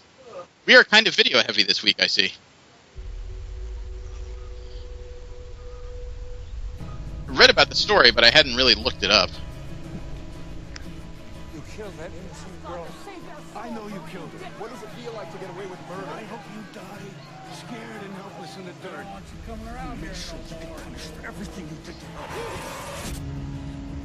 It's pretty redhead in the movie. Mm-hmm. A lot of mossy trees. Moss it's coming out this trees Halloween. must be evil. It usually is. Bad sign. But sometimes, when you go through hell, the only way out is to walk deeper into the fire. So it looked like this is going to be a UK film. Is it kind of ironic that Daniel Radcliffe is narrating and saying that sometimes when you go through hell, you need to walk through the fire? I like the horns, but I'm not Like sure Harry what's Potter. going on in this film. Yeah, Harry Potter would know something about walking through hell. The story, as I understand it, is this guy's girlfriend is killed, and for some reason, he ends up growing horns that allows him to see the sins and evils of other people. Interesting.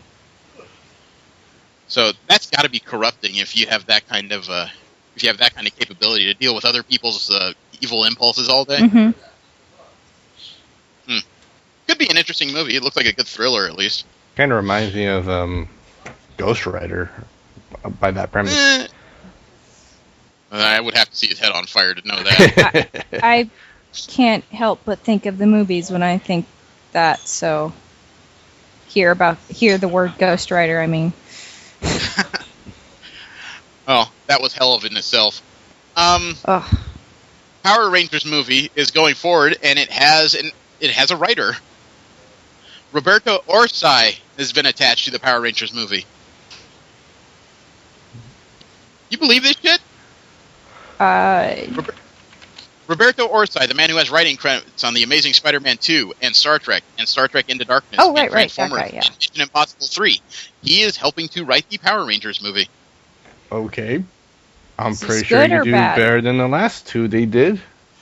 It's arguable. I mean, if the movie's good, then great. He's elevated Power Rangers into something that's more than just pop culture fodder. If it's bad, it could kill his career. Yeah. Speaking of career killers, how would you guys feel about watching another 80s show being rebooted? Depends. Which one this time? Actress Emily Osment has Instagrammed the top of the script she's reading for Rainbow Bright, Episode 1. Okay. Turns out Miss Osment is playing Rainbow Bright herself. Okay. I still don't know how to feel about this. I remember very little about it. Though, right? I don't, yeah. It's a very bizarre story about young kids with light powers saving the world? That's about all I can remember. I don't remember sitting down for Oh my much god, this is intolerable already. You've obviously never grown up in the 80s. I did not grow up in the 80s. I was. You are fortunate. Dipping behind you? I think I heard your boyfriend just have a heart attack. Yeah, I heard. Actually, I think that was my roommate. But. Oh, okay. You are fortunate as well as deprived at the same time. Just wait till we get into Punky Brewster. They've debuted the villains for the new Star Wars Rebels TV series. It's called The Inquisitor. He looks like your kind of typical Empire Sith eyes kind of individual. It's being played by Jason Isaacs. Jason Isaacs also played Lucius Malfoy in the Harry Potter movies. Ooh, I liked him. He was also Ra's al Ghul in Batman Under the Red Hood and Sinestro in the Green Lantern Emerald Knights animated feature. Isaacs has a habit of playing viciously evil individuals. Probably has a good voice for it. Oh yeah, he definitely has a presence, unlike a lot of people. Powers TV series also announced that Karen Page has been casted in the series by Dina Pilgrim. I'm not familiar with that name. Powers is kind of an interesting series about a guy who used to be a superpowered being, lost his powers, and became a detective investigating crimes involving other superpowered beings. All right. He gets partnered up with a character named Dina Pilgrim, who is kind of your young, upstart, intelligent cop. Mm-hmm. So there could be some consternation, though, because if I remember, the two leads in the Powers series are both white. Dina Pilgrim is, or not Dina Pilgrim, Susan Hayward, the actress playing her, is a black lady. So he may have to deal with that. Actually, there's a bit more information on Star Wars Rebels. Not Star Wars Rebels, Episode 7. Star Wars Episode 7 is getting a Doctor Who alum. Which one? Christina Chong. I don't know that name. I'm not very familiar with her myself. I think it's from the Matt Smith era that I have not seen very much of. Oh, her. Okay, yeah. No, I remember her. She was just in like one episode, possibly two. Well, she's now been cast in Episode 7. That'll probably further cement rumors that Stephen Moffat is working with Disney to create at least one of these Star Wars movies. I have an image here, and I don't quite know how to feel about it. You know how there's that TV series, Once Upon a Time? Mm-hmm. Oh, I love Once Upon a Time. ABC has it, and it has a bunch of Disney characters in real-life roles in some kind of weird small town or something. That's fairly accurate. The first image has come out of the actress they've hired to play Elsa in the TV series. It's probably a production picture. It doesn't look like she's on set necessarily. I have seen Frozen. This doesn't remind me much of it. This link kind of didn't like work. Yeah. Fuck you people are trying my patience. You need to cut and paste better. I got a pair of scissors. Come here. I'll cut and paste you. I don't know. This is Christine Haig. This kind of looks like bad cosplay to me. Really? It looks pretty to me. And it's not working for me. I bet you it's one of those things that'll look better on set, like in video, just like Quicksilver. Could very well be, but I admit I'm not into Once Upon a Time. I found a lot of the things that come out on that show to be kind of cheap and jarring. Their version of the Wicked Witch of the West bothered me to no fucking end. I don't know who you're talking about, so either that's part of I haven't seen, or... In the latest season, I saw several video images on ads of the Wicked Witch of the West, and she looked like a bad stage production. The green paint we're using on her face wasn't matte, it was glittery. I really like the show in general. Like, it has a very intricate plot. Well, the last bit of general media news I have is that J.K. Rowling has released a new Harry Potter short on Pottermore, the website that she's created around the series. It's a new short story. It's the latest in the series she's been writing over and about the Quidditch Cup. It's being told by Rita Skeeter, the gossip columnist from the Harry Potter books. Yeah. She's marked Harry Potter's current age in this story at 34. Okay. So she's continuing the story in a bunch of shorts on a website that I think is a subscription website. Not the most unintelligent thing she can do, honestly. I've heard some people argue that the best thing she could do for the series would be to open it up to the possibility of other writers creating new stories within the universe. Yeah, I've seen that on IO9. I'm not sure. Yeah, it's always dangerous, though. Yeah. It is. I mean, honestly, most of my favorite series of things are written by multiple authors, like Dragonlance and the Star Trek novels, but still. I'm always entertained by alternative takes on pop culture concepts, but I gotta admit, in the case of the Harry Potter books, that's better under tight control. Yeah, it's gonna go crazy. Yeah. We have Marvel comic news. The first bit of news I have is that Miss Marvel... I read the issue 5 of her book. She's already had her first team-up. Wolverine showed up at random. Okay.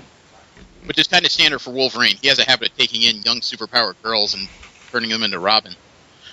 But there's additional news in that Spider-Man is going to have a team-up with Miss Marvel pretty soon as well.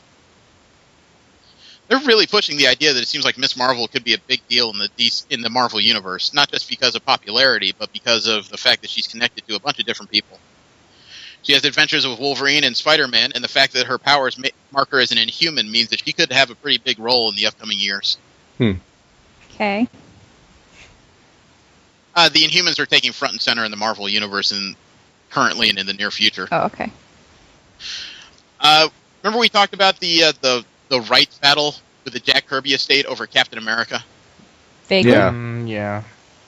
Okay, well, that is going all the way to the Supreme Court, and Marvel and Disney are petitioning the Supreme Court to throw out, to not consider the case so that the appeal stands. If you remember, the appeal ruled that the Jack Kirby estate does not have any current rights to the characters. The lawsuit's been filed by Lisa Kirby, Neil Kirby, Susan Kirby, and Barbara Kirby. We should find out, I believe, in the fall whether or not the Supreme Court will hear the case. We've gone over this at least once, and we came at least to the decision in this group. Given all the precedents regarding work-for-hire contracts, even in the era of Jack Kirby, it's pretty unlikely they're going to see anything from this. It would be nice if their estate could see some additional money, but the fact that Kirby's co-creator of Captain America sold his rights to the company that was bought out by Marvel a long time ago is a pretty good indicator that they're probably not going to get anything out of this. Mm-hmm. We hinted at it before, and it is definitely serious and for real. Thor is dropping his hammer. And by hammer, it could mean penis. Wait, what? Thor is going to be a woman in 3 months. But in the comics, right? Yes. Okay. Now, this doesn't mean that Thor is getting gender swapped, although Thor has been a frog before. That's another story. Thor, because of recent actions, is going to be deemed unworthy of his own powers. He's still going to carry around his god-killing axe of Jarnborn, but he will not be able to carry his hammer. And some woman that he has a mysterious relationship to, a blonde woman, is going to be deemed worthy of the powers of Thor, and she will take up the hammer and be an Avenger. Okay. You know, She's not going to have a Thor girl moniker. She will not be Lady Thor. She will not be She-Thor. Her call sign in the Avengers will be Thor, God of Thunder. Okay. I don't know, I've seen the pictures. She reminds me of Valkyrie. She does remind me of it, but I think it's smarter to keep those two characters separate. You know, they haven't said who this is, but they said that this is not Thor himself. He will still be active, but he cannot carry the hammer, and this woman will. I would be pleased if it was Valkyrie, because she has seen a second renaissance of that character that made her very interesting, as well as a very simple costume, and they updated her concept. But I don't know. I couldn't say what for sure this is. I know that the Fearless Defenders kind of flopped as a series, which is unfortunate. That's the series that Valkyrie was last in. But that wasn't the only interesting news that came out this week about changing in characters. We found out that the Falcon is now Captain America. Is he going to keep the wings? Doesn't show that in the costume I see, although you got to imagine that's a strong possibility. Dude, the iconography of... Actually, I'm sorry. I will eat crow on that, because I have an image I found on Newsarama. It's Captain America with a black head, lenses, the shield, and the wings. Yeah. I was going to say, Captain America with wings, that's one hell of an image. How are the wings attached to his body? It's one of those logical things. It's like nanos or something.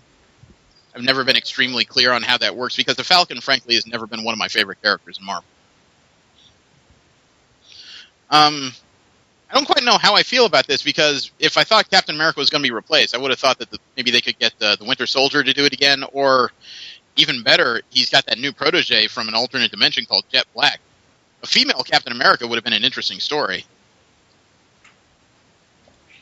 This isn't even the first time that Falcon's picked up the shield. He's been Captain America once before. And that leads into the next story, in that Marvel released an interesting image of what they consider to be future Avengers and breakout stars of 2015.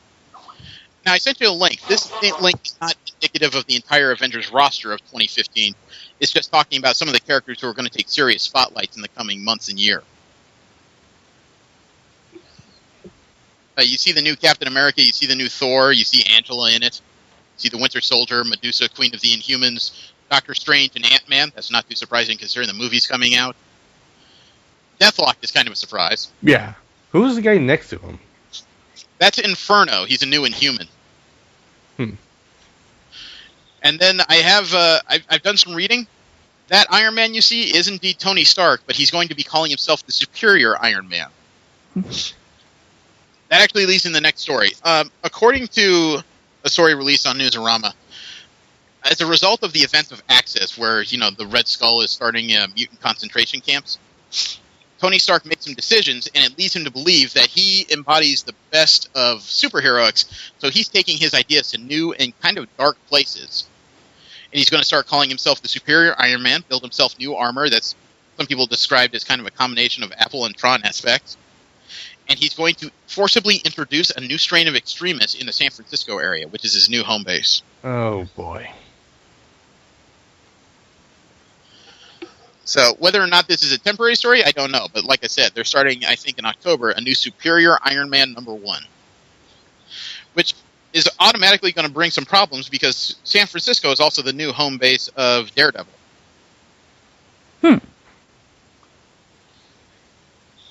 So, this may be a corruption of one of their biggest heroes right now, but at the same time, I always love it when people take risks and tell new stories. Yeah. Can't always be beat up villain, throw him in jail, and watch him get out and do it all over again. What do you guys think? I mean, knowing this, would that make you more likely to try out new comics or less? I don't know. I picked up Superior Spider-Man when he turned out to be Doc Ock, so I'd probably take a stab at it. DC comic news apparently was pretty light this week, probably because headed to Comic-Con and everything.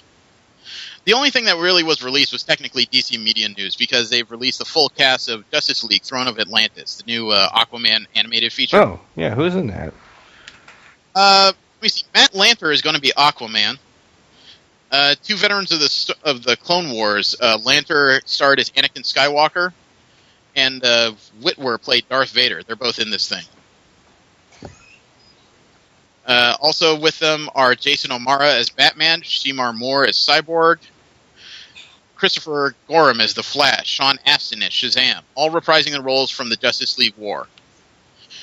Jerry O'Connell will be Superman. Rosario Dawson is going to be Wonder Woman. And Nathan Fillion is coming back as Hal Jordan, which is really good, because the guy they hired in War made Hal Jordan sound like the biggest wiener I've ever heard in my life.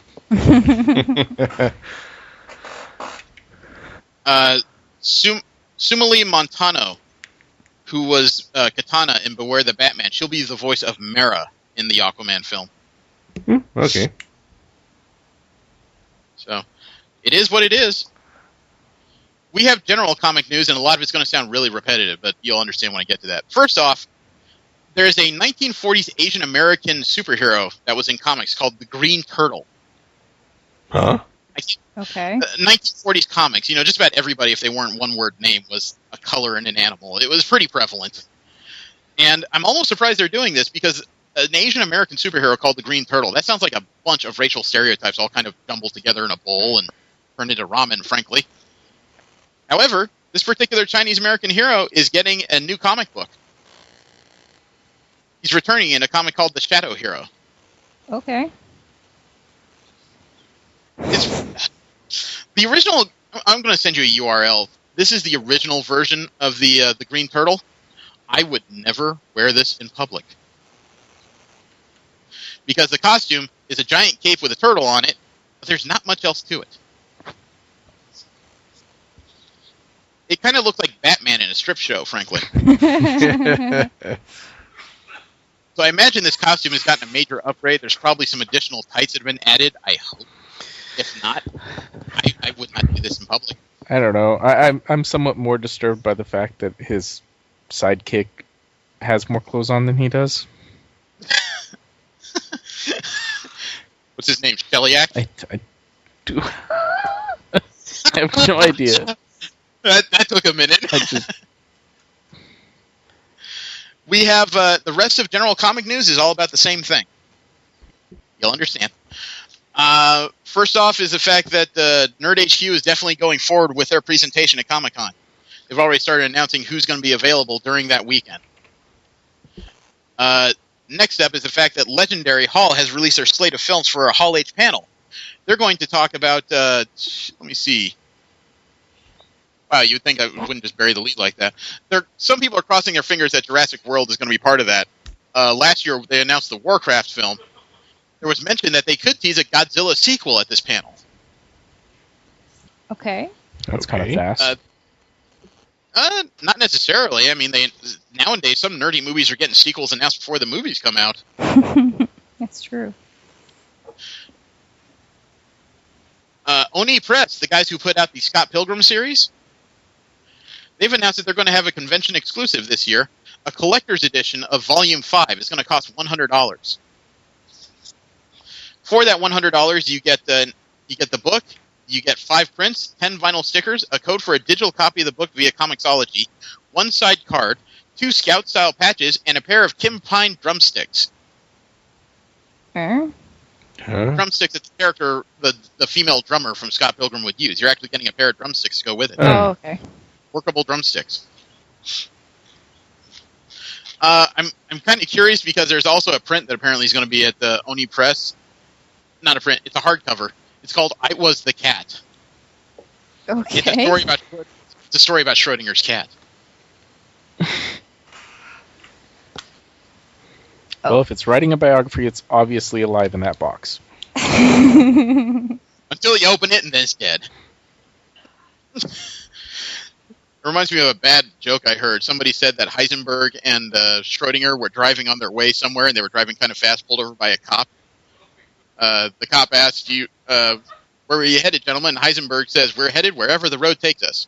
So he assumes they're on drugs. He tells Schrodinger to get out, opens up the trunk. He looks in, and he says, you know you have a dead cat back here? And Schrodinger looks in and says, well, I do now. Yeah. Shout Factory is also going to have appearances by several Power Rangers actors at their booths for different signatures. I know there was a listing that said who exactly was going to be appearing, but I don't have it in front of me. Well, actually, on Thursday, July 24th, they'll be there at 10:30 a.m. They're going to have an appearance. They're going to have an appearance at 10:30 on Friday. There's going to be a signing event with Jason David Frank from the Power Rangers. The Green Ranger is going to be there for 3 hours on Friday at 3 p.m. Oh man, he's all over geek and nerd culture. Well, I think he's really taken the Green Ranger to heart. It seems to be kind of his mantra these days. That and the White Ranger. Yeah. The HBO pop-up shed is headed to Comic-Con as well. There's this thing that they haul around. It's kind of like a trailer that's full of merchandise that they will just open the doors to and people can walk in and buy shit. It's kind of freaky, actually. But this thing has made previous stops at the South by Southwest tour in Austin and the Link in Las Vegas. So it appears to be hitting all the hot spots where nerd culture just kind of, well, not nerd culture, pop culture gets together to talk about shit. It's kind of freaky to read this and watch this countdown right next to it that says there's 3 days, 9 hours, and 5 minutes till the beginning of Comic-Con. That is kind of scary. Yeah. Yeah. And Nerd HQ, some of the people that are apparently coming are Scott Bakula, Felicia Day. I'm sorry, these are some of the names that have appeared in the past. They have this huge press release. It's kind of hard to read through. Fuck.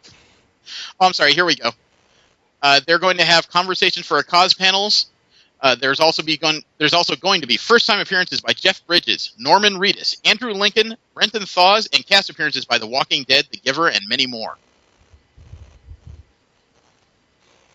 There's also the outside event that some of us have discussed already, the Assassin's Creed Experience Obstacle Course. There's a video attached to this. You guys want that? Sure. I love the enthusiasm. You could always say, no, you're not going to hurt my feelings. Oh boy, a video! Is that better? Thank you. This video may be inappropriate for some users. So did training to move like a master assassin. It's a video where basically they're going to show off the kind of parkour antics they want regular people to do on this course. They have said in this video that they've put together a course that, with a little bit of teaching by some of their experts, including their chief parkour scientist, that anybody should be able to at least go through this course once. In watching the video, I don't think you understand what Comic-Con fans look like. My wife is actually trying to convince me to do this. She has a bad knee, and she would like to watch me do this. And I looked at the video, and I'm just kind of, honey, I've seen myself. I would do this. Dude, you would break the first branch. I would break the first branch. I mean, I'm looking at this, and I'm laughing. First branch. I'm laughing not because you're wrong. I'm laughing because their version of parkour would be running up the tree. My version would probably be grab the tree and uproot it, for fuck's sake. And start beating the person that says, jump on it, jump on it! You're supposed to kill him silently. Well, he ain't yelling anymore, is he? Looking at this course, it looks like something out of Ninja Warrior. But it doesn't look impossible. I give them credit that the course does look partially doable. I'm just really hoping they don't want me to do backflips off walls or anything. I would hope not. I'm sorry, let me revise that. I'm not fucking doing this. Well, no, I will watch the stage that they set up could actually take the weight. I just hope the stage they set up has plenty of padding. It wouldn't take much of an accident to turn this into a serious problem. Yeah. Yeah, it really is. It is super like American Ninja Warrior. The thing is, though, since Ubisoft is putting up the money for this, and this is their official booth, you can imagine that they probably, A, sign a waiver, and B, there's probably more than a reasonable expectation of safety here. It'd be fun to see Jackie Chan there. Oh, God, dude. You just blink and you say, done. It's easy. Too slow. You know, it's interesting. I would like to try it once, but there's part of me that just says, man, you know what you can do, and this ain't it. Yeah, my thoughts exactly. To the top of the tower. You have to let go of fear, totally commit. I still just, I'm trying to have the image of some fat guy with a She-Hulk t-shirt trying to run this course. And by that, I mean me. And it's just, it's not gelling in my head. The scary thing is they've offered an exclusive t-shirt for running the course. That'll make it 10 times more likely people like me will try this. Where's this at? They just better have a lot of extra large XXL, triple XL shirts. I was afraid you were going to say some diapers. This is happening just outside the convention center and is supposedly 100% free. I like how you say supposedly. I will say supposedly because it says in all the stuff I've looked up that it's free. What I don't know is whether or not you need a Comic-Con badge to walk in. Free, chance for a shirt, free shirt. I could probably bear a little embarrassment trying it. Okay, the last bit of news I have is that Comic-Con is opening up the Petco Park Zone. They usually have an interactive zone in one of the parking lots just outside Petco Park. And it's usually about a 5-minute walk away from the convention center. What we have identified so far is that there is a booth set up for the Ninja Turtles movie, including supposedly if I'm reading this correctly, some kind of recreation of Turtles' Lair, a Sleepy Hollow interactive theater where you'll put on VR goggles and try and keep your head while the Headless Horseman tries to take it off, as well as get photos with a 7-foot-tall Headless Horseman. The Adult Swim Funhouse is returning. A tent that'll show you the making of the X-Men, as well as allow you to take pictures inside the X-Men universe somehow. Skyliner's having a booth. Sanrio's Hello Kitty has a booth with temporary tattoos and custom nail art. Courtyard by Marriott even has a booth where they'll have makeup artists on hand to help you touch up your face and perfect your cosplay. Amazon Locker is coming to coincide with promotion of the new box set of Transformers 4. You know, there's a lot of free stuff going on. It's no wonder that they have a host of ghosts at this convention. A host of what? Ghosts. Ghosts are people who don't pay for a badge, but they hang around the convention and party with the people. Ah. San Diego Comic-Con is pretty much built not just for people to get in and see the celebrities, but to ghosts. There's all kinds of shit happening in the area. We have some anime in Japan news, and some of it is going to seem a little repetitive. Let's see if you can pick out which ones will.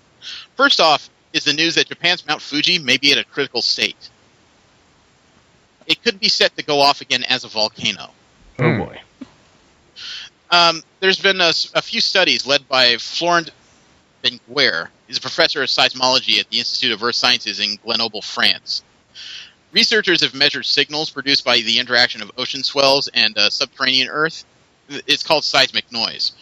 What they seem to have hypothesized is all the recent earthquakes in the last few years have added to pressure inside the mountain. They think there's fluids trapped inside the rock, like boiling water, gas, and liquid magma. So That's no good. They say that the recent earthquake that happened a few days ago has added to that pressure. I did not hear about this earthquake, but it makes sense. If I remember correctly, it happened yesterday or 2 days ago, and it was just outside the Fukushima area, where they're already having problems with that nuclear plant. Mm-hmm. So, he talks about the nature of volcanoes, and he says, quote, "Our work does not say that the volcano will start erupting, but it does show that it's in a critical state. We cannot establish a direct relation of cause and effect between quakes and volcanic eruptions, even if statistically the former lead to an increase in the latter. All we can say is that Mount Fuji is now in a state of pressure, which means it displays the high potential for eruption. The risk is clearly higher," unquote. So, there could be some serious problems in the island nation pretty soon. I hope there isn't, but you can't dismiss the possibility. We know that the Japanese tend to get arrested for some very bizarre things. Especially on this show. Oh, yeah. There is an artist who's been arrested for releasing molds of her vagina. What? Let's put this into context before you start laughing completely. Police have arrested an artist for distributing 3D models of her vagina for use with 3D printers. Police are also insisting it constitutes obscenity despite her having repeatedly exhibited the same models in galleries and elsewhere. This is her art. She makes 3D molds of her vagina. She must have a really good vagina. Look at how pink it is. She's a 42-year-old. She's a self-proclaimed artist. Her name is Megami Igarashi. She operates under the pseudonym Roku Denshiko. She's distributed data allowing 3D printers to print the models of her vagina. Did you just say she's 14? No. 43. Or 42. Oh, okay. Some people hear what they want to hear. I was like, wait, what? Steve? They've locked her up for charges of electronically distributing indecent material. There's no actual images, and some of the models are kind of interestingly hidden. It's like one that looks like a furrow in a landscape of a man getting ready to fish at a stream.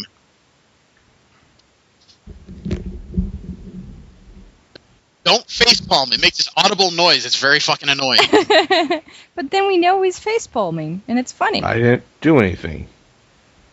Here is the image of one of her models. You know, you can see where it's not entirely hidden, but it's definitely sitting there. Yeah, I can see it if I'm looking for it. Yeah. That would be one of those things that's freaky if you got a friend, man, you're really a fan of dioramas, but there's something eerily familiar about all of these. I'm just wondering what the guy is doing right there at the beginning of the crevice. I'm not entirely sure. It looks like actually it looked like Call of Duty or something. I guess my question is, you think that's a foxhole? I don't even... I believe it or not, now that I've said that joke, I don't recommend you respond. I'm just kind of looking at it, and I mean, it also looks like two legs down there too, and there's another slight indentation right where, yeah. The unfortunate thing is, this is not the only thing she has made out of models of her vajayjay. She's also made models that I think have something to do with Lady Gaga, and she has made canoes in this shape. Vagina canoes? I sent you another link. She has a canoe where she is sitting within her own vajayjay. I don't know if you can call her artist so much as fetish obsessed. I think this is... I sent you the Yahoo News link. You can click the pictures. It is her sitting in a yellow canoe with the top half of it, the top that covers human beings usually when you're encased in these things, is modeled after her own vagina. Let alone, that opening is pretty wide. I wonder what she did to get that. She must have spread for that model. And I don't entirely mean her legs. I couldn't imagine sitting... Could you imagine getting in a canoe and just saying, feels like there's water in this thing already?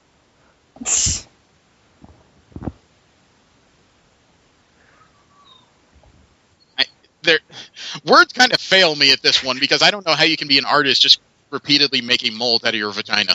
I have to think she has a really good sense of humor about herself. There's no other way. Well, if this is true, that means that half the Swedes in Sweden are artists of one form or another after making things out of their own dongs. That happened too? I'm not going to dwell on this. We have another story. Move along. Namco Bandai has announced Tekken 7. It's now on the Unreal Engine. Okay. A new game. They announced it at EVO 2014, which was the Evolution Fighting Championship Series down in Las Vegas. I think it just happened a week ago. They've only released 1 minute and a half trailer. Then all it shows is some character that says that Heihachi has to go. He may have some unknown powers coming soon. So this game coming on the Unreal Engine, I don't know if that's an upgrade in graphics or not. Last bit of anime in Japan news I have is kind of an interesting one, because Hatsune Miku is putting on another virtual concert, except this one is truly a virtual concert. On the game Phantasy Star Online 2, which is only in Japan right now, and on a thing on PS4 and PlayStation Portables, in the Lobby of the Arts on July 23rd, which is this coming Wednesday, there's going to be a virtual concert by Hatsune Miku and Megurine Luka from the Vocaloid series. They're going to perform in the lobby. People that attend this show are going to get some character avatars and some boosts for a 2-hour period. That's actually an interesting concept where you have a virtual idol in a virtual landscape giving a virtual concert. Well, I say it's an interesting concept because it shows you where technology is headed, and that we may soon have full concerts where we don't even have to buy, $80 seats and $8 beers to be in attendance. Hey, we could have holodecks soon. Yay, holodecks! That's all I've ever wanted. He wants to get stuck in a room with Edward Cullen for a while. Please no. Wow, I've heard her get wet a few times on the show. I've never heard her dry up like that before.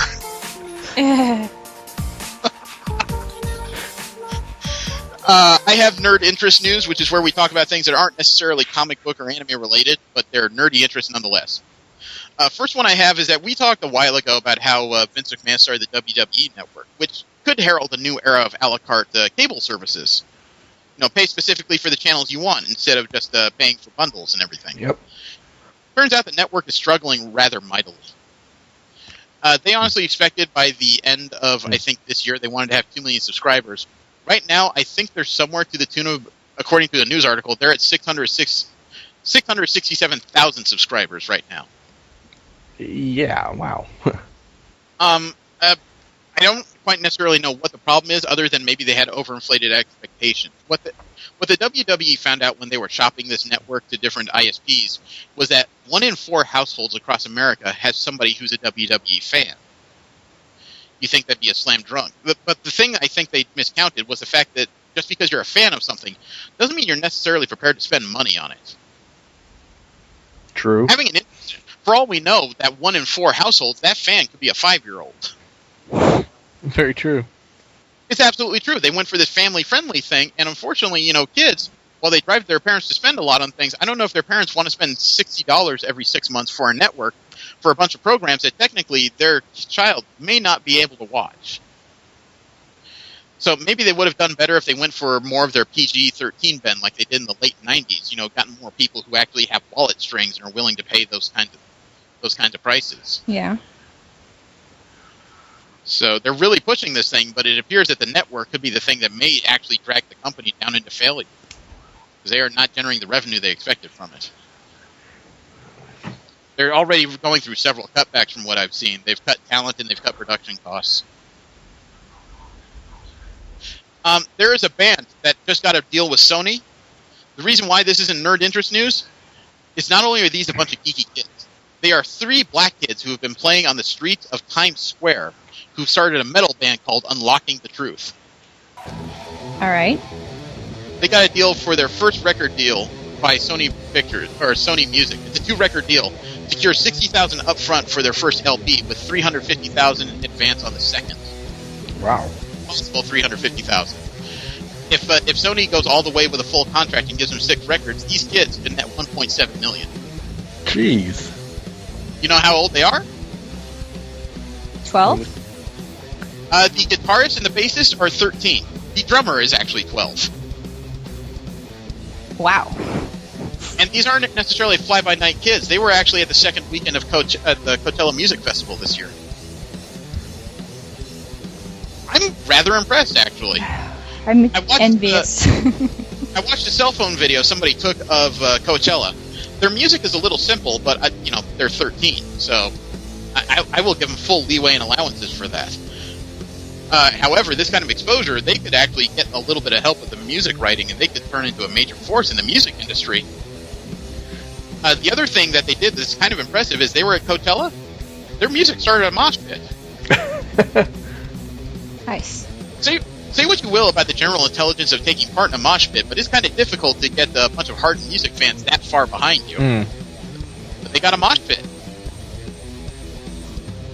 I'm actually looking forward to looking up their music and seeing what their tunes actually look like, because I love new artists. I absolutely adore them. I will back people that sometimes don't seem like the greatest chance for success just because they've gotten far enough where they've gotten exposure and they've gotten my attention. So I will check out Unlocking the Truth. This sounds pretty cool to me. How much do you guys know about the mysterious crater in Siberia? Seeing I articles. know it exists. Yeah. Yeah. I was most afraid somebody was going to make a Malaysia Air joke. Even I won't go that far. No. Really? Fat kid? There are certain places I can go. Going to an event that could incite an international war is not one of them. But Russian geologists are on their way to a remote region of Siberia because there's a giant crater that looks reminiscent of the Sarlacc pit that's opened up.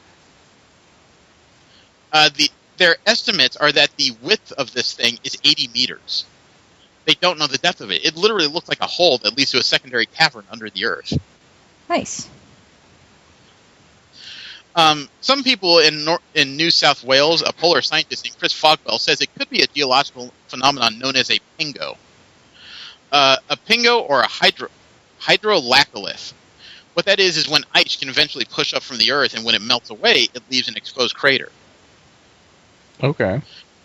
I just really hope this doesn't mean the Mole Men are about to attack, because if they're facing a Fantastic Four, that movie's going to suck, and I don't think they can defend us.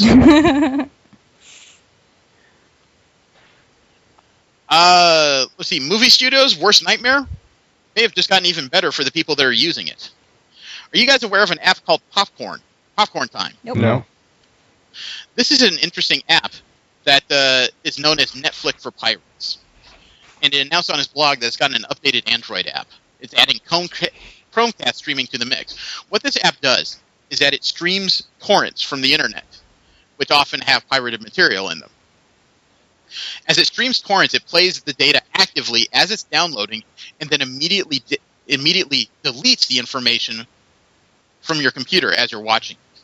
It also disguises your ISP, so it makes it hard to track. So literally, as soon as you watch it, it's gone. So they just went to Android 2.0. I know a lot of people who are going to be using that. It's an interesting idea.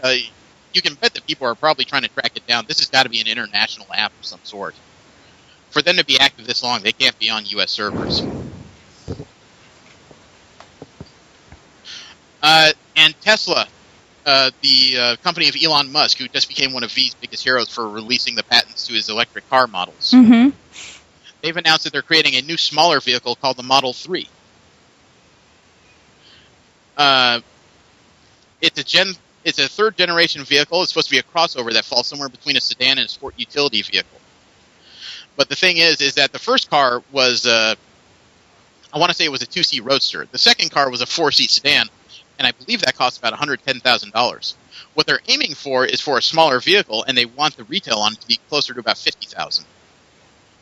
Okay. They're trying to create a retail-worthy electric vehicle. I hope it succeeds. I agree. But they do say that some of the details on this new vehicle is that it's a 20% size difference and a 200-mile range on an electric charge. I wonder, though, there's a car that's coming out next year, hopefully, called the Elio that's got a retail price of $6,500, as I recall correctly. No, $6,800, as I recall correctly, and it's already tiny and fuel efficient. I mean, it couldn't be any worse than a smart car. I could kick that thing over myself. Well, it's supposed to be, like, super safe, too, and all that. Oh, we'll have to see. Hopefully we're hitting a new era of engineering when it comes to automotive. Yeah. Make it affordable. Like, I want to have a car. Well, all of us in this room are D&D players. That is not a secret. I have a story here from Kotaku. Would you guys like some tips from a D&D master? Maybe. All right. In regards to what? A poster on Reddit identified as Matt Coville. He says he's been a DM of 28 years. He shares some tips on how DMs can best serve their players. His tips are general to the frank, and there's 3 examples I'm going to put up on Kotaku. First one is, quote, make a list right now of male and female names, maybe 10 of each that you think are appropriate to your setting.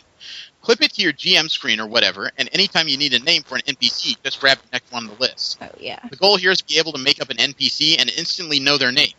Players will go places and meet people you haven't thought of, and if you can say at the drop of a hat the guard's name is Fandrick, it will seem to your players that these NPCs are real people who really exist, and you're not just making it all up. But you are making it all up. Well, I guess he means, like, ad-libbing it. Okay.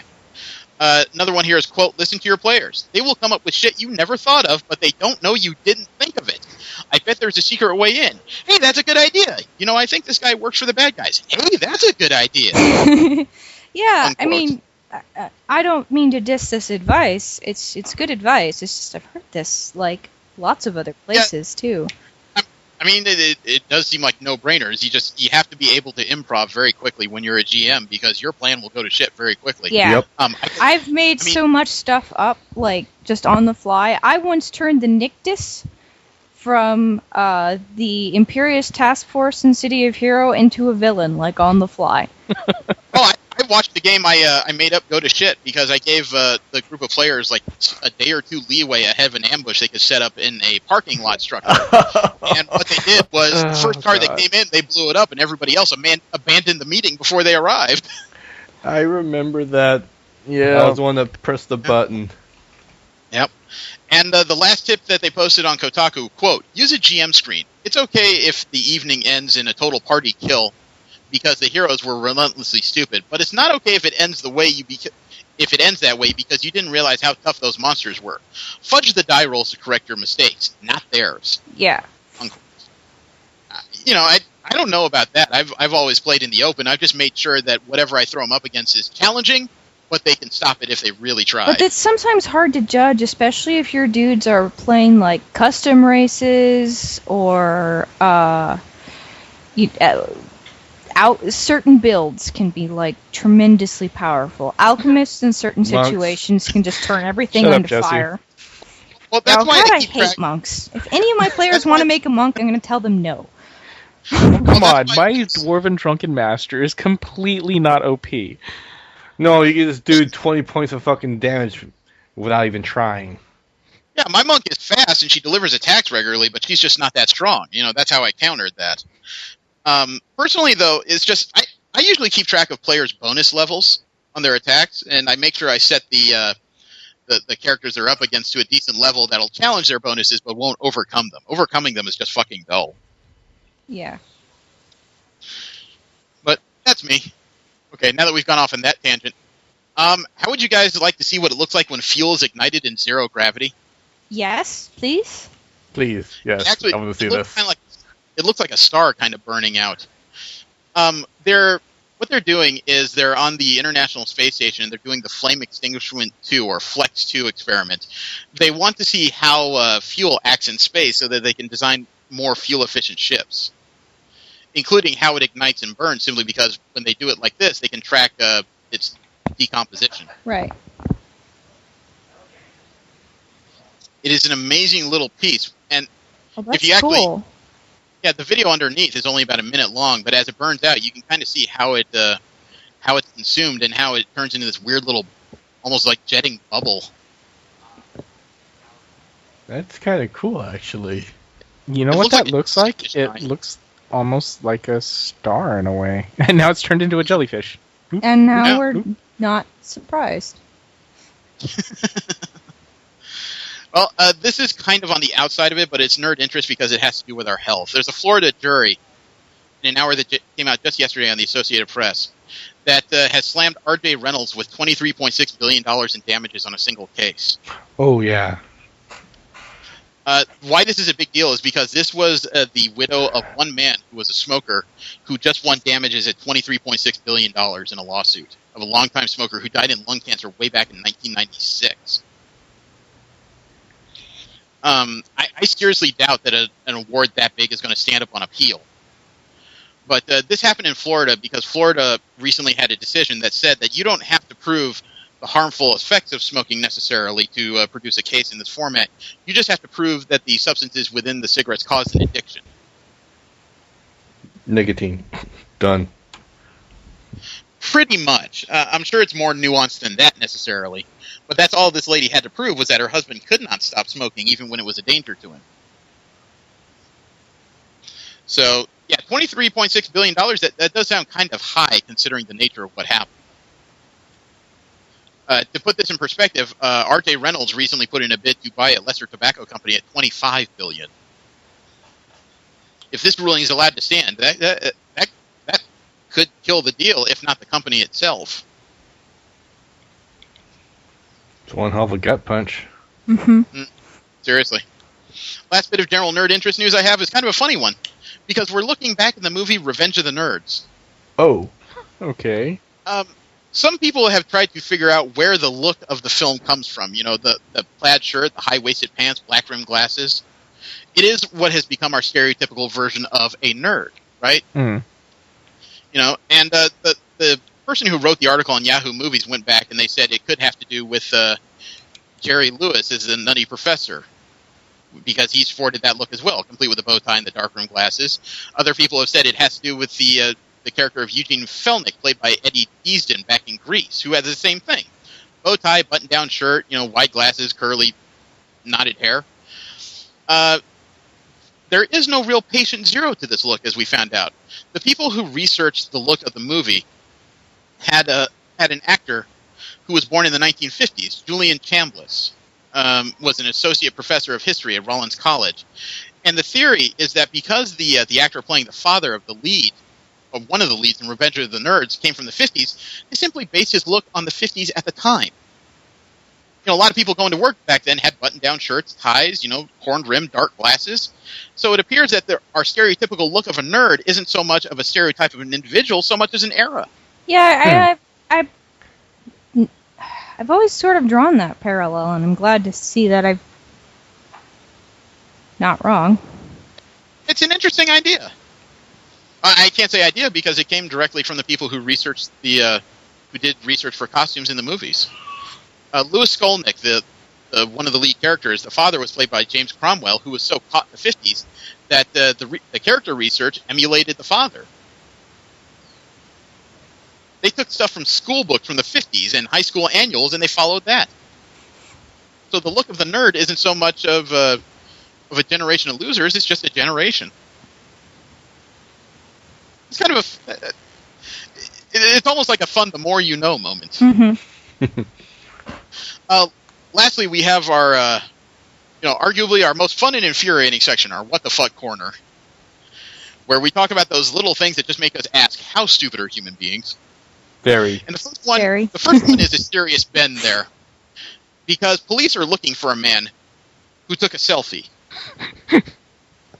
Okay.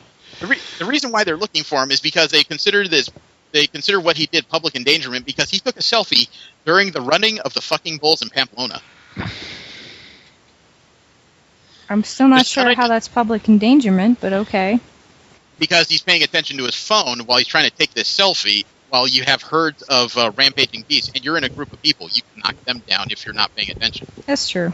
Okay, fair. So they're looking for a red-shirted man they saw trying to take a selfie with a cell phone. He's facing a fine of up to $2,050.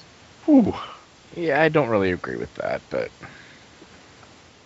he's already been kind of violated on social media because his picture's been circulated with the hashtag of Ultimovil, or Spanish for the idiot with the mobile. Okay. Some Americans have called this one of the best examples of human stupidity I've ever seen.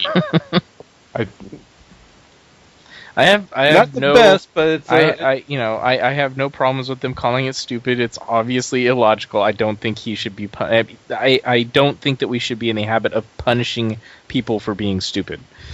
Well, we're not doing it. The Spaniards. Well, I know that, but at the same time, we as a race, people, yeah.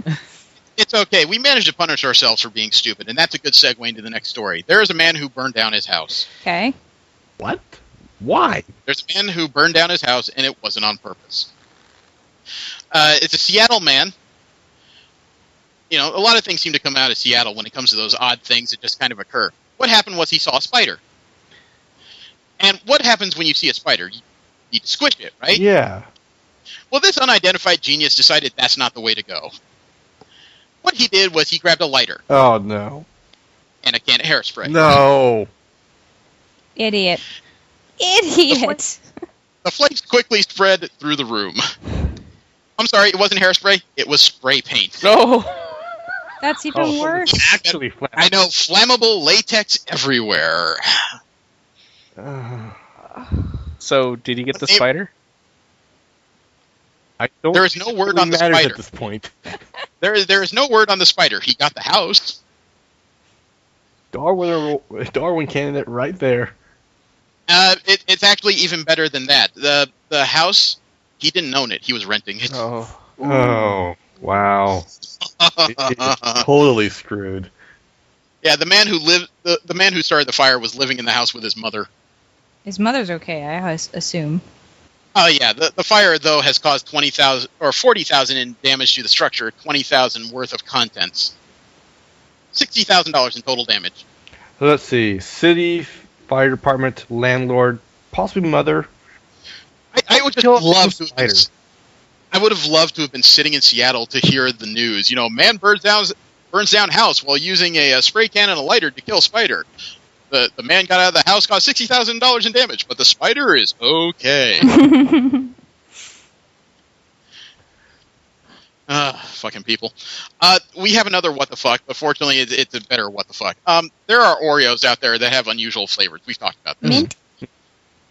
Watermelon, actually. I've seen that, actually. There's watermelon Oreos that make the black man in me sit up and beg.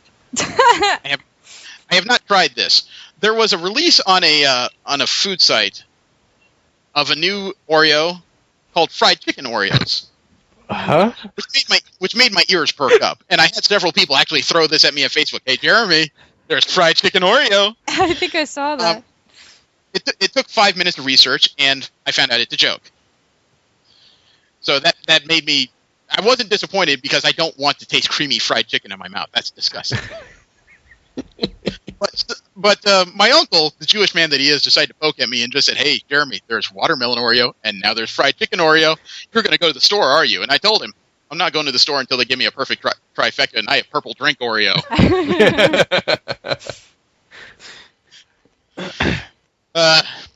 We have a positive what the fuck for once. What about menthol Oreos?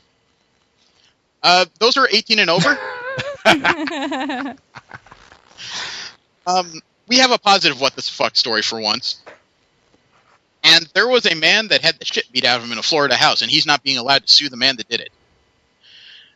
There's an 18-year-old man who was left unconscious.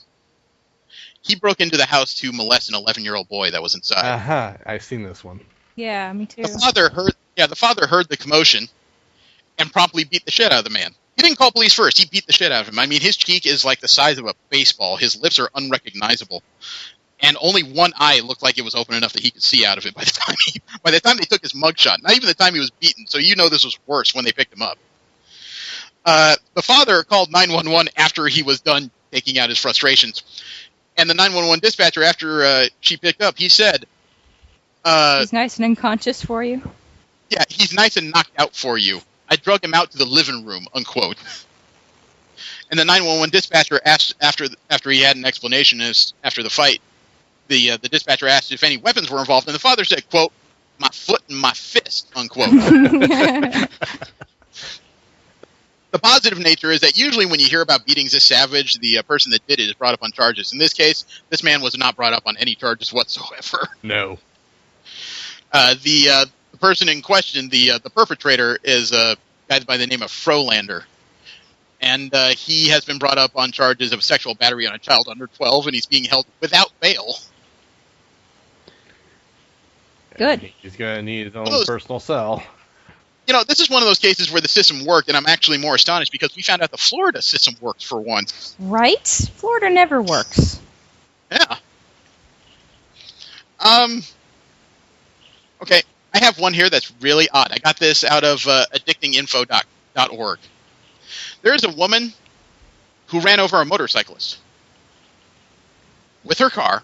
Mm-hmm. You know, and this was on the road. This poor guy, his name is Anthony Oliveri. And apparently he was just driving along the roads of Fort Wayne, Indiana, and a car was suddenly swerved and right behind him. He felt something hit the back of his bike. He looked back, he sees car, and he was pretty sure at that moment he was dead. The car ran him over and broke all the ribs on the left side of his body. Oh. But didn't kill him. No, he didn't die. He got to the hospital. He really thought this was his moment to die, and he was praying to God that he was going to where he hoped he was deserving to go. Turns out he wasn't the only one praying to God, because the woman that ran him over apparently heard God tell her, "Don't worry, I've got it," and let go of the wheel. Okay. What drugs was she on? I don't know. She was identified as 25-year-old Priyanda C. Hill. Quote, she was driving and out of nowhere, God told her that he would take it from here and he let go of the wheel and let him take it, unquote. Either she's having a psychotic break or that guy needed to get in an accident for some reason. Yeah, God spoke to two people at once and just said, you know what? This is going to happen. I'm going to imagine that it was God's fault is going to be really difficult to prove in court. Yeah. No kidding. She might get on insanity. I kind of like the story in Addicting Info because the last paragraph here says, quote, Oliveri wants his story to be a lesson for drivers to watch out for motorcyclists. Another lesson might be that no matter what you think you hear, God drives those who drive themselves, unquote. IO9 had a very strange article. There is the blood of 2 million babies stored in an Indiana warehouse. Wait, what? I saw that. Apparently for 20 years, the state of Indiana has hoarded the blood of newborns without parental consent. If your child was born in Indiana after 1991, there's a chance that the blood of the baby is one of 2.5 million approximate samples currently stored in a warehouse, the location of which state officials have not disclosed. Why? Well, according to the state, they're saying that vandalized. they do screenings for various genetic, metabolic, and endocrine conditions that might be overlooked. I don't know why they would keep the blood afterwards, though. Yeah. That's a little weird. More than a bit. You can bet there's some like goth kid who's dressed up as a vampire who heard this and just goes, I need a ticket to Indiana.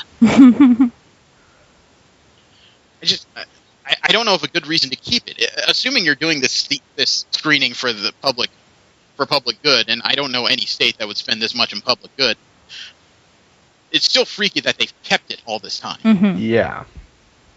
23 years worth of fucking samples. I mean, I can't even think of a circumstance where that blood is still useful for anything. Neither could I. I mean, it would have to be sealed airtight. You can bet the cells are probably dead by now. I don't see any machines here. I just see a bunch of boxes in the picture. So that means that they're likely inert samples by now. I'm just wondering if they couldn't figure out a good way to dispose of it, or... Maybe they couldn't find the hole that they put all the ET games in. We need to bury this shit deep. The last bit of what the fuck news I have is barely in this category because it's a serious what the fuck. Anybody here play Space Invaders at all in their lifetime? Yeah. Once. Okay. Would you say that Space Invaders would make a good movie? It would make an interesting movie if It'll directed by Michael Bay. Yeah. I suppose it just depends on the plot. I mean, there wasn't much of a plot, so you can kind of take creative license on it. I had to ask because Warner Brothers has hired Akiva Goldsman, Joby Harold, and Toby Trunnell to produce a Space Invaders adapted movie. Hopefully it'll come out at the same time as Q*bert and Beer Tapper. The Beer Tapper thing was from IO9. You know, Q*bert is all... This is a series... It makes me sit down and say, what the fuck? Who thought this was an idea? Same people that thought Battleship might make a good movie. I've seen Michael Bay's Pearl Harbor. I don't need another one of those. I don't know. I mean, I could see... I think if you were going for genre likeness, I'd want to see either Asteroids or Centipede along with the Space Invaders. Joust the movie. Did you say... What'd you say? What? Joust. Joust. Yes. I mean, hell, they're doing a Candyland movie with Adam Sandler. I didn't say everything that comes out is intelligent. I just don't get it. You know, could you imagine how interesting this movie's going to be? Oh my god, they're getting away. Wait, they've turned around. They're coming back. We get another shot. Holy shit. I have two things I want to talk about. First of all, there's Comic-Con prep, which we went through kind of Friday night to a degree. And it is daunting with all the shit they've got here. We would almost need a second room of people to cover everything going on, frankly. Yeah, and that's not even, like the off-site stuff. No, that includes the off-site stuff. Oh, I had that in the schedule I condensed, okay. Yeah. It took me 2 hours to come up with a big enough schedule and make it small enough that it didn't fit on, 18 pages. This was fucking hard, man. And we've already got 5 of us there. You know, I need you guys to grow an extra head or something. But there's all kinds of stuff that we all want to see. We did talk about the Ubisoft Assassin's Creed obstacle course. That's something I'm sure my wife is going to want to see. There's the Godzilla Interactive Display, Nerd HQ, the Sleepy Hollow Virtual Reality Tour, and that's before we even get into the Eternal shit. You know, there's other conventions going on. There's private art shows and single events. I'm fucking blown away. Can I say how annoyed I am, though, with Bungie? Remember we talked about Peter Dinklage and the role he has in Destiny? Mm-hmm. Right. The Destiny beta for Sony is going on from July 17th until July 26th. You know, a good week and a half stretch of time. Good time to test out a game, right? For whatever reason, the Microsoft beta is a much shorter time period, and you're going to find out why I'm mad. The Microsoft beta is occurring from July 23rd to July 27th. It's not very long. He doesn't understand why I'm mad. Steve seems to understand why I'm a little bit pissed off that I paid to get into the pre-order and the beta, and now I can't enjoy it. No. Yep. July 23rd is preview night of Comic-Con, V. Oh, okay. The day I return from Comic-Con is July 28th. There's actually special bundles and rewards you can get for playing it after 2 p.m. Pacific time on July 26th, which is Saturday of Comic-Con. I was discussing this a little bit with Brandon. He gave me a ray of hope because he reminded me that there is an Xbox gaming lounge going on at Comic-Con. So perhaps I can get some sort of access, and maybe I can play my account like one evening during that weekend and get all the rewards. Yeah, or possibly, Still, you know, GamerCon or something. I know, but the problem this brings up, though, is that I was planning on bringing my PS3 and Dragon's Crown for all of us to laugh at, and, you know, play a couple games and just, you know, go nostalgic for a little bit. Now that means I would have to pack my PS3 for fun, but I'd have to pack my PS1 for personal purposes. Not PS1, my Xbox One, sorry. So I'm a little bit fucking perturbed. Just a bit. No, but I mean, I seriously wish you were here, not just from entertainment purposes, and I'm not trying to make fun of you. I'm saying that because an extra pair of hands, even without a Comic-Con badge, would be extremely helpful right now. I'm sorry, I'm poor. Preaching to the choir, lady. It's freaking amazing, and we've had conversations where we may bring in another individual, and I would make the same recommendations to him I would make to the rest of you. You know, start saving for next year now, because I think next year should be the target for all of us to get together in one place and just be stupid. Especially something this large with this much stuff to do. There's all kinds of possibilities for us to do the most ridiculous things on Earth all at once. I mean, frick, Adult Swim is having a fun house for crying out loud. And let alone, V, there's a couple things here that were happening I really wish you were involved in. There's the Dr. Horrible sing-along blog sing-along. I would do well at that. Yeah, they're going to play it and have people sing along with the crowd, kind of like a Rocky Horror Picture Show night. They're also doing something on Thursday at 8:30. They're having a panel called Star Trek Ships of the Line.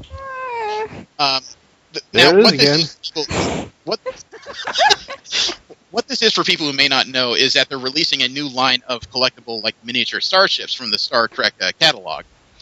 But what we found out is that people who attend this panel will not only find out information about this line, they're going to get some kind of exclusive that's not even being sold on the Comic-Con floor for everybody that's in attendance of the panel. So it sounds like everybody's going to get a ship.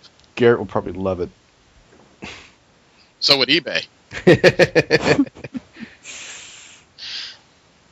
And that's everything I've mentioned so far is on the schedule of day one of Comic-Con. I haven't even gotten to the days subsequent yet. You know, I'm personally looking forward to the Halo panel about Nightfall. Yeah. The TV series. I'm very curious to see how that goes, and I've heard that it connects somehow to the wider universe within Halo. It's not very clear how to me, but it's supposed to be there. It's not like I would actually splooge all over the floor if the Master Chief was on screen. You know, that's a little disgusting. I'm looking forward to the Axis panel, just as a general X-Men fan and a Marvel fan. I would like to see how this event is going to shape current events, but judging from the stories we read earlier, it sounds like we already know how Axis is going to affect the Marvel Universe. Are you guys interested in the LARP events going on at GamersCon? LARP? Not really. I've never been a big LARPer. there's a group called Seekers Unlimited who is not only holding panels, they're going to hold a primer on how to take part in LARP events going on during GamersCon. They're going to have some limited LARP events going on for a few hours. Yeah, I think one every day. Yeah, I'm one of those people that I'm getting more interested in LARPing. I don't really have the money to spend on the costumes that I'm sure are involved, but I would like to observe a few and see how these roll. And I don't mean like small events, independent events. I would like to see how a LARPing community actually gets together and does it. You know what I mean? Mm-hmm. I'm also very curious because on Thursday they're having a 6-hour Titanfall tournament. Yeah, 6 hours. I was like, wow. Titanfall, right? Yeah. Yep. Yeah. Okay. That's the shooter that's been released on multiple I know about it. I just wasn't Sorry. sure I heard you right. Yeah. Everyone at my work was like, Titanfall this and Titanfall that. I was at the Marvel vs. Capcom 3 tournament at Anime Expo. It was a pretty quiet affair of a bunch of people way too in their monitors. I would like to see a tournament that's kind of like the stuff you see on TV. A lot of yelling, raucous crowds, people cheering. Titanfall sounds like the kind of environment where that would occur. I mean, that game is chaotic to a point where I'm not uncomfortable, I'm just surprised. It seems like the kind of game where literally anything can happen at any moment if you're not watching your own back.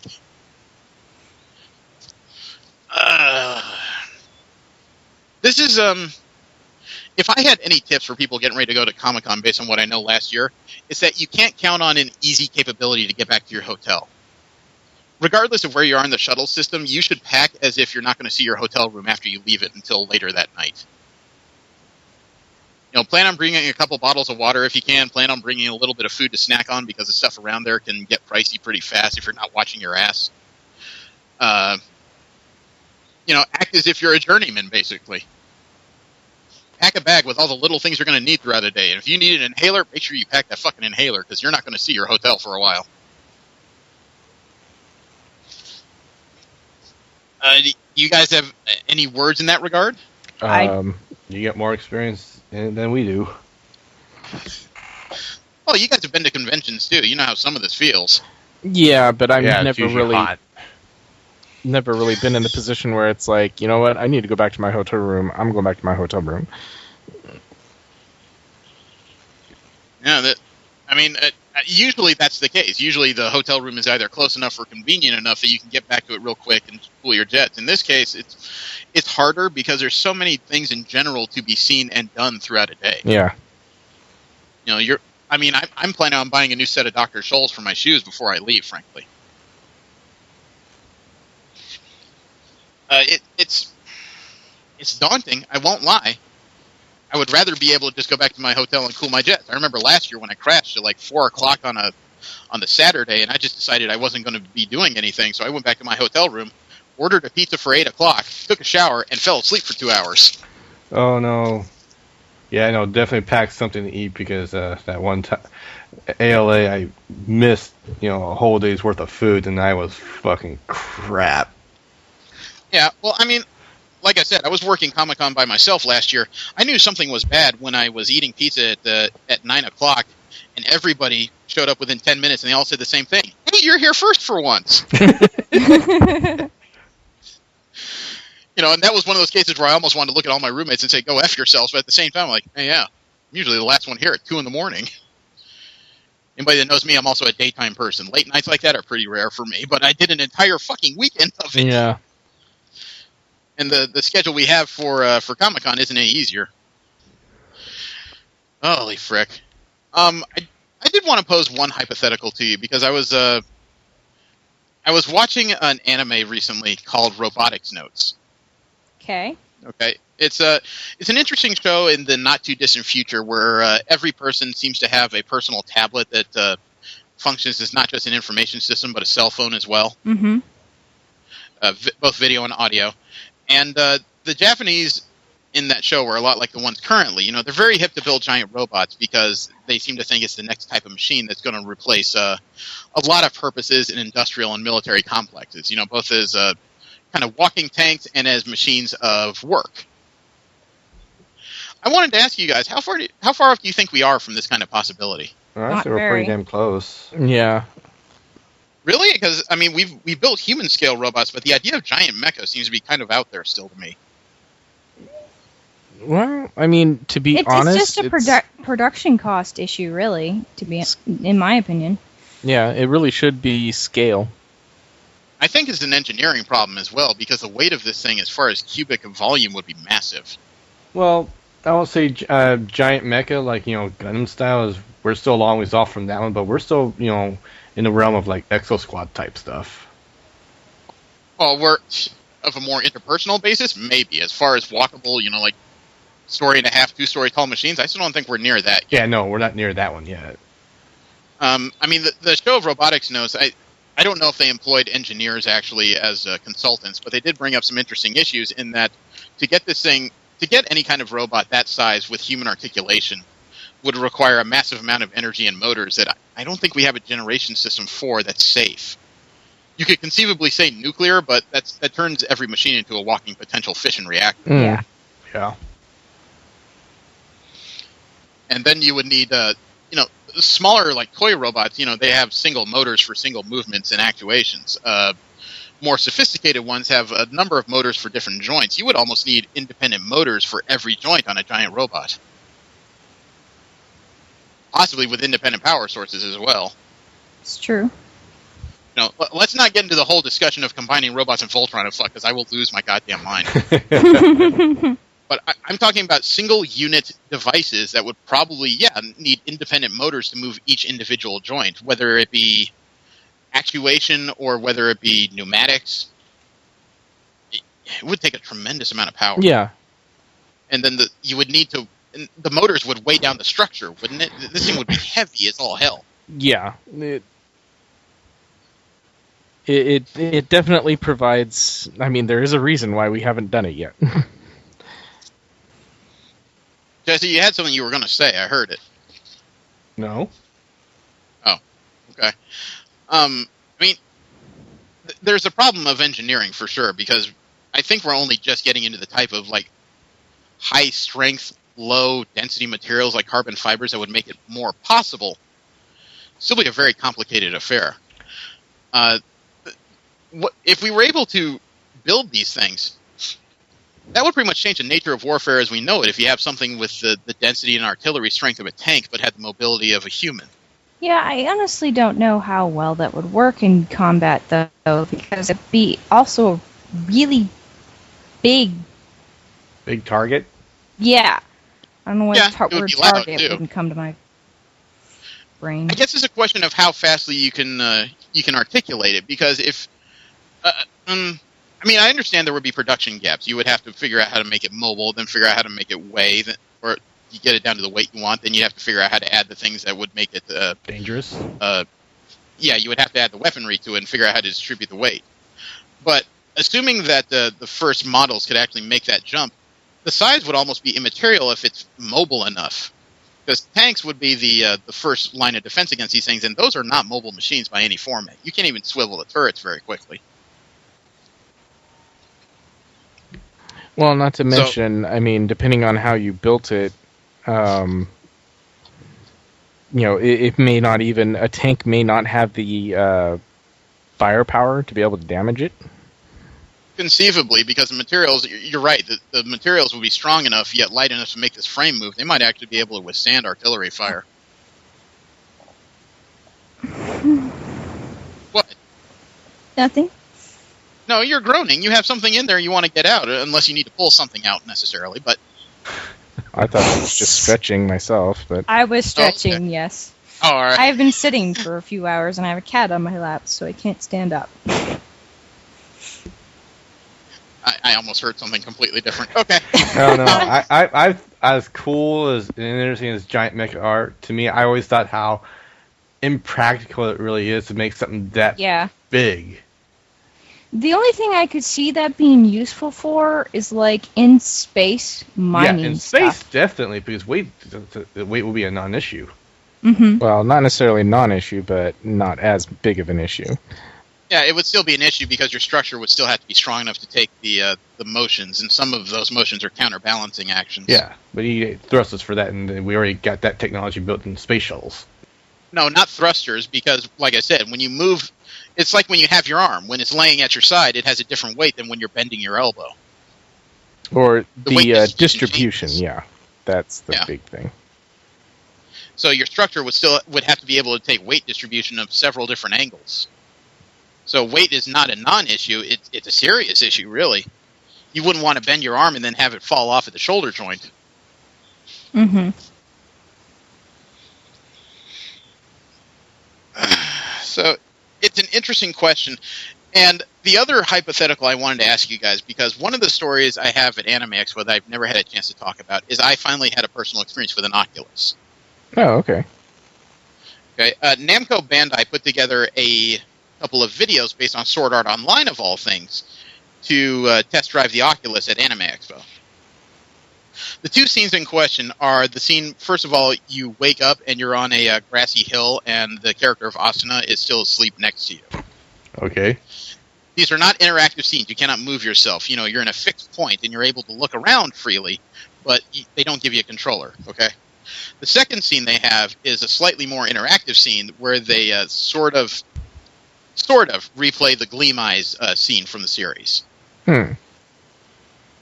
Now, that got me sitting there and asking the question, how close do you think we are in our technology to be able to make a VR game of this nature?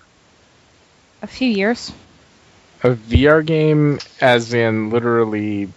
I'm not talking full dive and fuck, okay, no. Okay, but just I'm talking about a VR game, as like a console or PC game that would have the power necessary to run something of the nature of Sword Art Online. Without the full dive.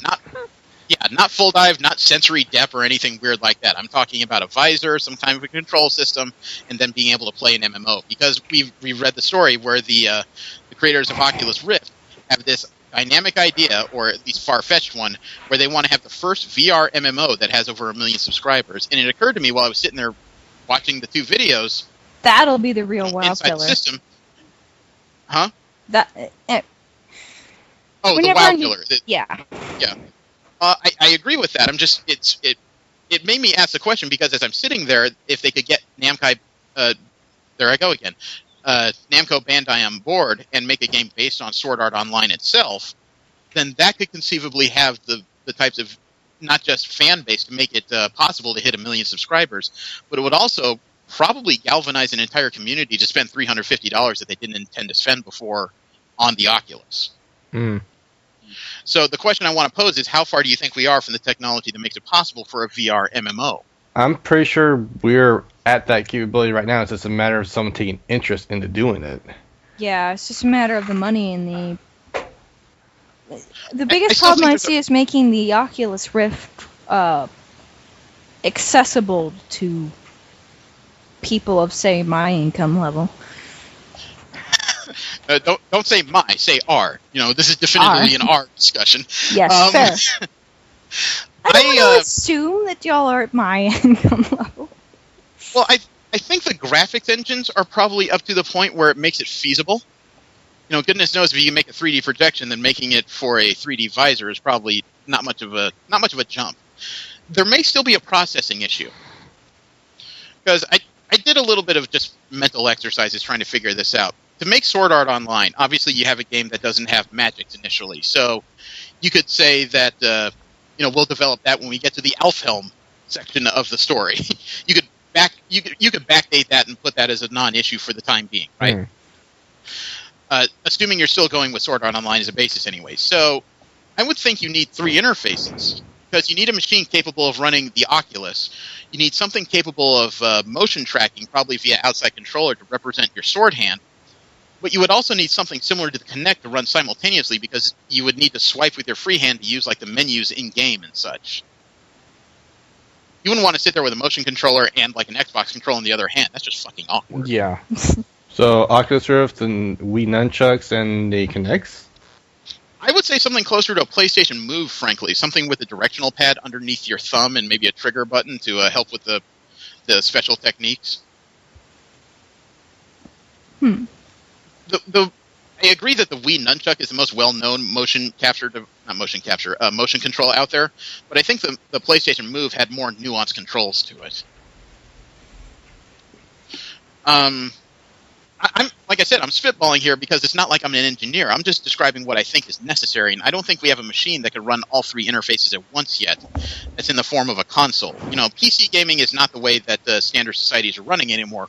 Mobile gaming is. They're looking for simpler interfaces. So I don't think people want to spend time programming a computer to run all these things. I think they're looking for a device where you plug in a disk, plug in the devices, and run. It's going to have to be a big contraption in order for that to work. Like, for the time being, fairly. That's why I think we're a few years out, because as soon as we have a console that has this type of power, it's more than possible, I believe. It's just, like I said, graphically, I think we're there. As far as controller interface, I don't think we're there yet. perhaps. But, I mean, people can be pretty creative when it comes to creating, new interfaces. Or new controllers, rather. It's true. It's just a matter of when this leap in technology is coming. We're close. We have individual items that we need to make the whole work. We just don't have a single machine that can run all three without costing $4,000 in computer parts right now. Right. I think high-end gaming machines would probably be pretty close to the processing power to run it all, but again, those aren't really built to handle the Kinect and a motion control and the Oculus all at the same time. Usually the most you get is in the Oculus and like an Xbox or PlayStation style controller. Or PC controller, I guess would be the best way to put it. Mm-hmm. I found a YouTube actually where somebody is putting up one of the Sword Art demos. Do you guys want to see what I saw? Sure. Okay. I like the delayed reaction as if you're actually thinking about it that long. Well, I was just considering whether or not it would. I mean, obviously, it's not going to be on your head, looking that way. So. No, it is a little awkward because it's meant to be not just a VR interface, but a 3D interface as well. There is actually some element of three-dimensional video in this thing. But you can still look at the left or right side of the screen and get an idea as to what exactly I was staring at.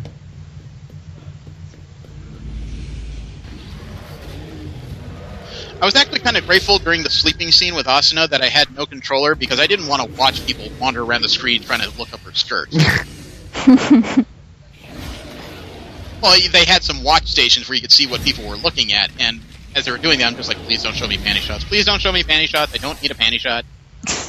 Then I realized they couldn't move, and I was so gratified.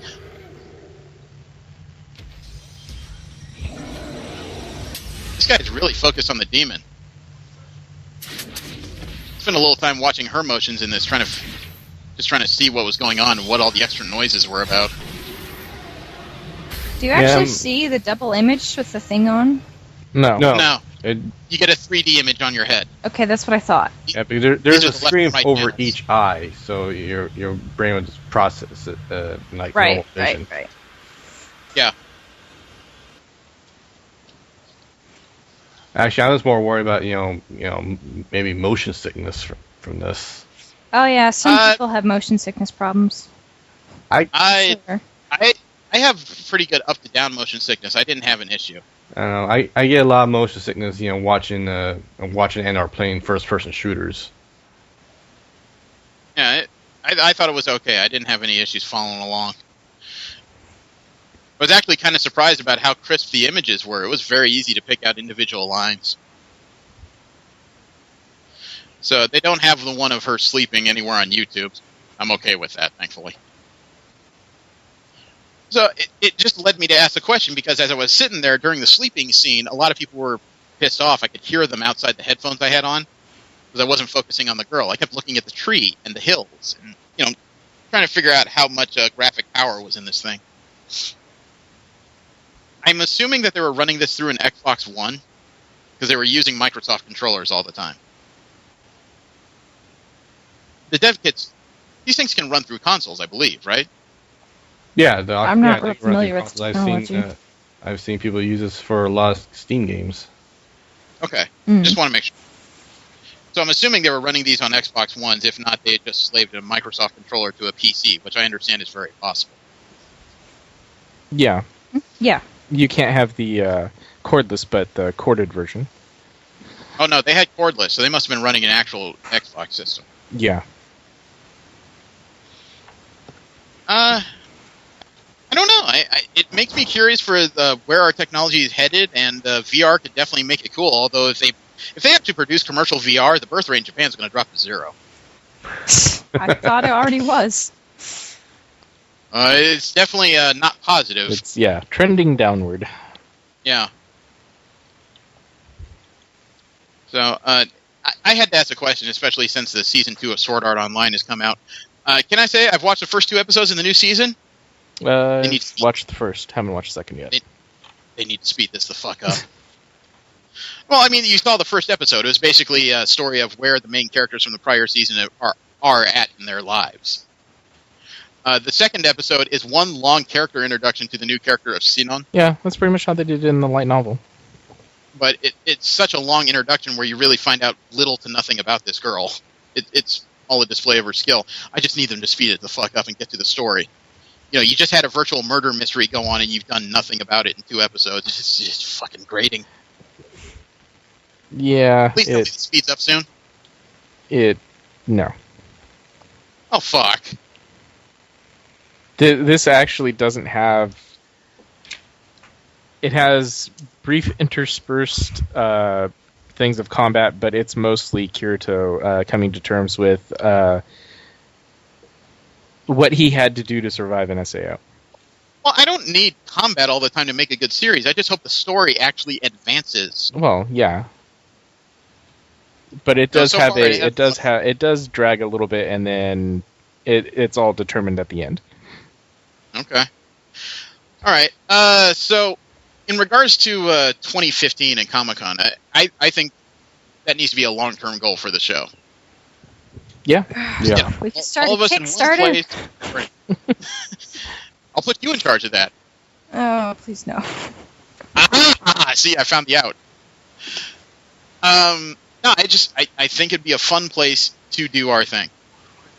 And not only because it's Comic-Con, but just because we would actually get together in one room for once and hang out. Yeah. I think that's highly necessary, because sooner or later, all the threat that V gives us has to be given in person sooner or later. So, how long is Comic-Con? How long would we have to stay? Technically, the convention is 4 days, although if you get preview night, it's 5 days. Okay. Yeah, Jesse and I are not making it to preview night this year. So, what is it on? Is it on a weekend or? Yeah, it takes place over usually the last weekend in July. However, next year I believe it's taking place the weekend of July 9th. Okay. It's in early July next year due to something, and I don't remember what that is. Well, depending on how I travel, I would probably have to have a week off from work, which may not be that big of a deal, but... I might need 2 weeks off solid from my work. Anime Expo is still going on July 4th weekend next year. And then the next weekend is Comic-Con. Yeah. I work weekends, so... I mean, assuming I can get enough time off from work, I literally cannot unpack my bag next summer. I would have to come home, wash my clothes, and then put everything right back in the suitcase. Well, I mean, I usually come home from conventions the day after. From Anime Expo, it usually means I come home on a Monday. I would have Tuesday to myself, and then on Wednesday, I would have to leave the house all over again to go to Comic-Con.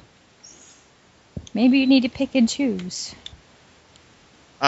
With reporting duties, I can't. Oh. They're 2 of the biggest conventions in nerddom going on, really close together. There's nothing I can do about that. I can't tell them, hold off on this.